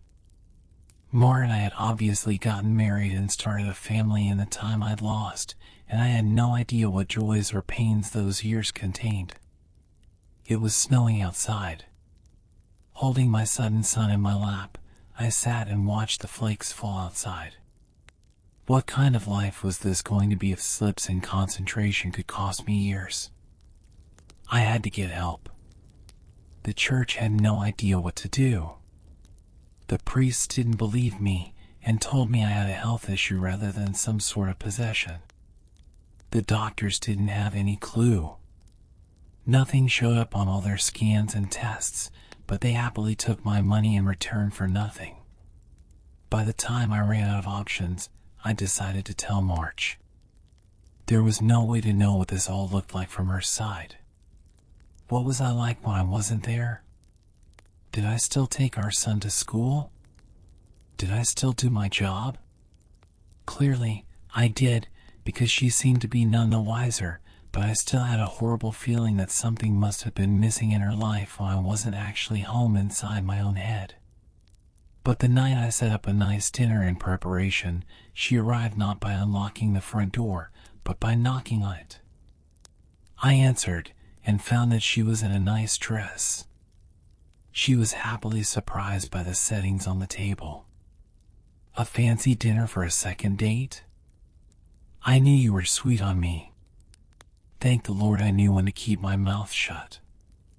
If I'd gone on about being married and having a son, she might have run for the hills.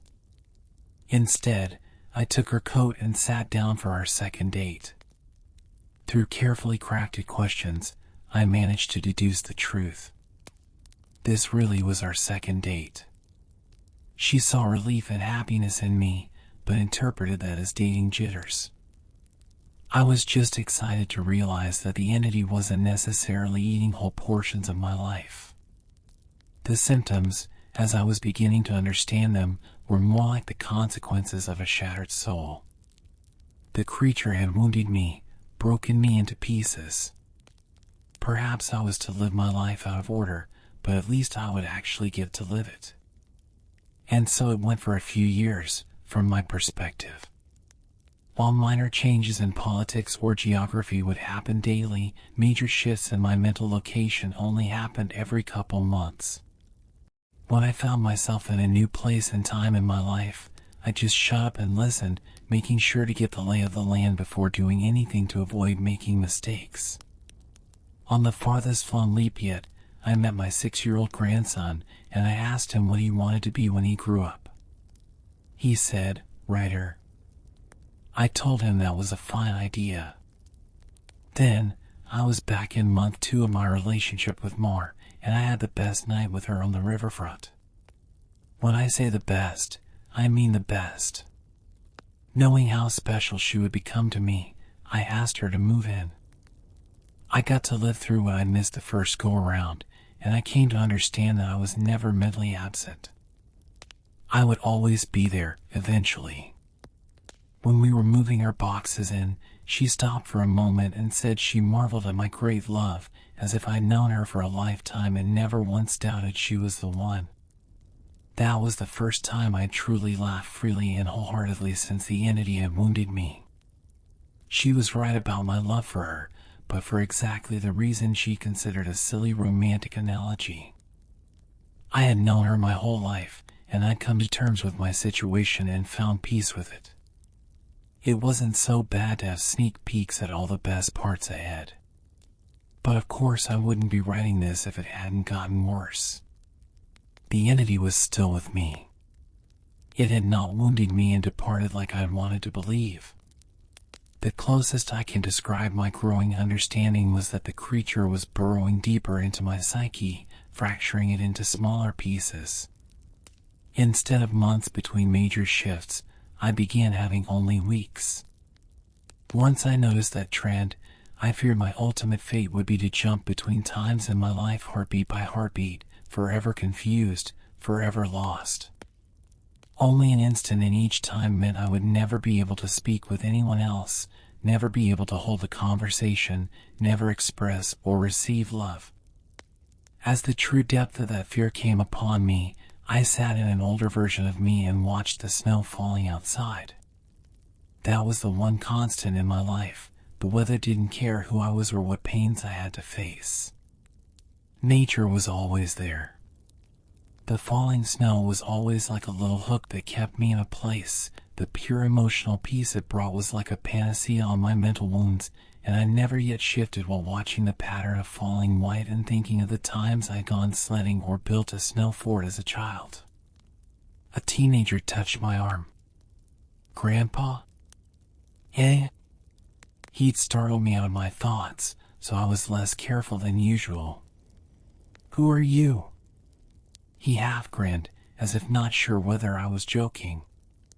Handing me a stack of papers, he said, "It's my first attempt at a novel. Would you read it and tell me what you think?" "Ah, of course. Pursuing that dream of being a writer, I see." He burned bright red. "Trying to, anyway." "All right. Run off, I'll read this right now." The words were blurry, and, annoyed, I looked for glasses I probably have for reading. Being old was terrible, and I wanted to leap back into a younger year, but not before I read his book. I found my glasses in a sweater pocket and began leafing through. Mar puttered in and out of the living room, still beautiful, but I had to focus. I didn't know how much time I would have there. It seemed that we had relatives over. Was it Christmas? A pair of adults and a couple kids I didn't recognize tromped through the hallway, and I saw my son, now adult, walk by with his wife on the way out the door. As a group, the extended family began sledding outside. Finally, I finished reading the story, and I called out for my grandson. He rushed down the stairs and into the living room. "How was it?" "Well, it's terrible. I told him truthfully. But it's terrible for all the right reasons. You're still a young man, so your characters behave like young people, but the structure of the story itself is very solid. I paused. I didn't expect it to turn out to be a horror story. He nodded. It's a reflection of the times. Expectations for the future are dismal, not hopeful like they used to be. You're far too young to be aware like that, I told him. An idea occurred to me. If you're into horror, do you know anything about strange creatures? Sure. I read everything I can. I love it. Warily, I scanned the entrances to the living room. Everyone was busy outside. For the first time, I opened up to someone in my life about what I was experiencing. In hushed tones, I told him about my fragmented consciousness. For a teenager, he took it well. You're serious? Yes. He donned the determined look of a grown man accepting a quest. I'll look into it, see what I can find out. You should start writing down everything you experience. Build some data. Maybe we can map your psychic wound. Wow. Sounds like a plan. I was surprised. That made sense, and I hadn't expected him to have a serious response. But how will I get all the notes in one place? Let's come up with somewhere for you to leave them, he said, frowning with thought. Then I'll get them, and we can trace the path you're taking through your own life, see if there's a pattern. For the first time since the situation had gotten worse, I felt hope again. How about under the stairs? Nobody ever goes under there. Sure. He turned and left the living room. I peered after him.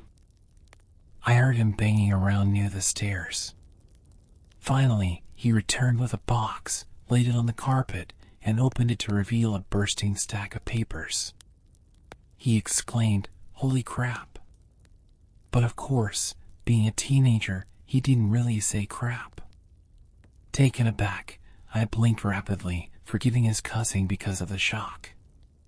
Did I write those? He looked up at me with wonder. Yeah. Or, you will. You still have to write them and put them under the stairs after this. He gazed back down at the papers, then covered the box. So you probably shouldn't see what they say. That could get weird. That much I understood. Right. He gulped. There are like 50 boxes under there, all filled up like this. Deciphering these will take a very long time. His tone dropped to deadly seriousness. But I will save you, Grandpa. Because I don't think anyone else can. Tears flowed down my cheeks then, and I couldn't help but sob once or twice. I hadn't realized how lonely I'd become in my shifting prison of awareness until I finally had someone who understood. Thank you. Thank you so much. And then I was young again, and at work on a random Tuesday. Once the sadness and relief faded, anger and determination replaced them. After I finished my work, I grabbed some paper and began writing. While the weeks shifted around me, while those weeks became days, and then hours, I wrote every single spare moment about when and where I thought I was. I put them under the stairs out of order. My first box was actually the 30th, and my last box was the 1st. Once I had over 50 boxes written from my perspective, and once my shifting became a matter of minutes, I knew it was up to my grandson to take it from there. I put my head down and stopped looking. I couldn't stand the river of changing awareness any longer. Names and places and dates and jobs and colors and people were all wrong and different. I'd never been older. I sat watching the snow fall. A man of at least 30 that I vaguely recognized entered the room. Come on, I think I finally figured it out. I was so frail that moving was painful. Are you him? "Are you my grandson?" "Yes." He took me to a room filled with strange equipment and sat me in a rubber chair facing a large mirror twice the height of a man. The pattern finally revealed itself. "How long have you worked on this?" I asked him, aghast. "Tell me you didn't miss your life like I'm missing mine." His expression was both stone cold and furiously resolute. "It'll be worth it." He brought 2 thin metal rods close to my arm and then nodded at the mirror. "Look. This shock is carefully calibrated." The electric zap from his device was startling, but not painful. In the mirror, I saw a rapid arcing light silhouette appear above my head and shoulder. The electricity moved through the creature like a wave, briefly revealing the terrible nature of what was happening to me. A bulging leech-like mouth was wrapped around the back of my head, coming down to my eyebrows and touching each ear, and its slug-like body ran over my shoulder and into my very soul. It was a parasite, and it was feeding on my mind. My now adult grandson held my hand as I took in the horror. After a moment, he asked, "Removing it is going to hurt very badly. Are you up for this?" Fearful, I asked, "Is Mar here?" His face softened. "No. Not for a few years now." I could tell from his reaction what had happened, but I didn't want it to be true. "Ow. We have this conversation a lot," he responded. "Are you sure you want to know? It never makes you feel better." Tears brimmed in my eyes. "Then I don't care if it hurts, or if I die. I don't want to stay in a time where she's not alive." He made a sympathetic noise of understanding and then returned to his machines to hook several wires, diodes, and other bits of technology to my limbs and forehead. While he did so, he talked. "I've worked for 2 decades to figure this out, and I've had a ton of help from other researchers of the occult. This parasite doesn't technically exist in our plane. It's one of the lesser spawns of Esset, and it feeds on the plexus of mind, soul, and quantum consciousness/reality. When details like names and colors of objects changed, you weren't going crazy. The web of your existence was merely losing strands as the creature ate its way through you." I didn't fully understand. I looked up in confusion as he placed a circlet of electronics like a crown on my head in exact line with where the parasite's mouth had ringed me. "What's Esset?" He paused his work and grew pale. "I forgot that you wouldn't know. You're lucky, believe me." After a deep breath, he began moving again and placed his fingers near a few switches. "Ready? This is carefully tuned to make your nervous system extremely unappetizing to the parasite, but it's basically electroshock therapy." I could still see Mar's smile. Even though she was dead, I'd just been with her moments ago. "Do it." The click of a switch echoed in my ears, and I almost laughed at how mild the electricity was. It didn't feel like anything, at least at first. Then, I saw the mirror shaking, and my body within the image convulsing. Oh. No. It did hurt. Nothing had ever been more painful. It was just so excruciating that my mind hadn't been able to immediately process it. As my vision shook and fire burned in every nerve in my body, I could see the reflected trembling light silhouette of the parasite on my head as it writhed in agony equal to mine. It had claws, 6 clawed lizard-like limbs under its leech-like body, and it cut into me in an attempt to stay latched on. The electricity made my memories flare. Mar's smile was foremost, lit brightly in front of a warm fire as the snow fell past the window behind her. The edges of that memory began lighting up, and I realized that my life was one continuous stretch of experience. It was only the awareness of it that had been fragmented by that feasting evil on my back. I'd never managed to be there for the birth of my son. I jumped around it a dozen times, but never actually lived it. For the first time, I got to hold Mar's hand and be there for her. No. No. That moment had shifted seamlessly into holding her hand as she lay in a hospital bed for a very different reason. Not this. God, why? It was so merciless to make me remember this. I broke down in tears as nurses rushed into the room. I didn't want to know. I didn't want to experience it. I'd seen all the good parts, but I hadn't wanted the worst part, the inevitable end that all would one day face. It wasn't worth it. It was tainted. All that joy was given back 10,000-fold as pain. The fire in my body and in my brain surged to sheer white torture, and I screamed. My scream faded into a surprised shout as the machines and electricity and chair faded away. Snow was no longer falling around my life. I was out in the woods on a bright summer day. Oh God. I turned to see the creature approaching me. It was the same absence of meaning, the same blank on reality. It crept forward, just like before, but this time it hissed and turned away.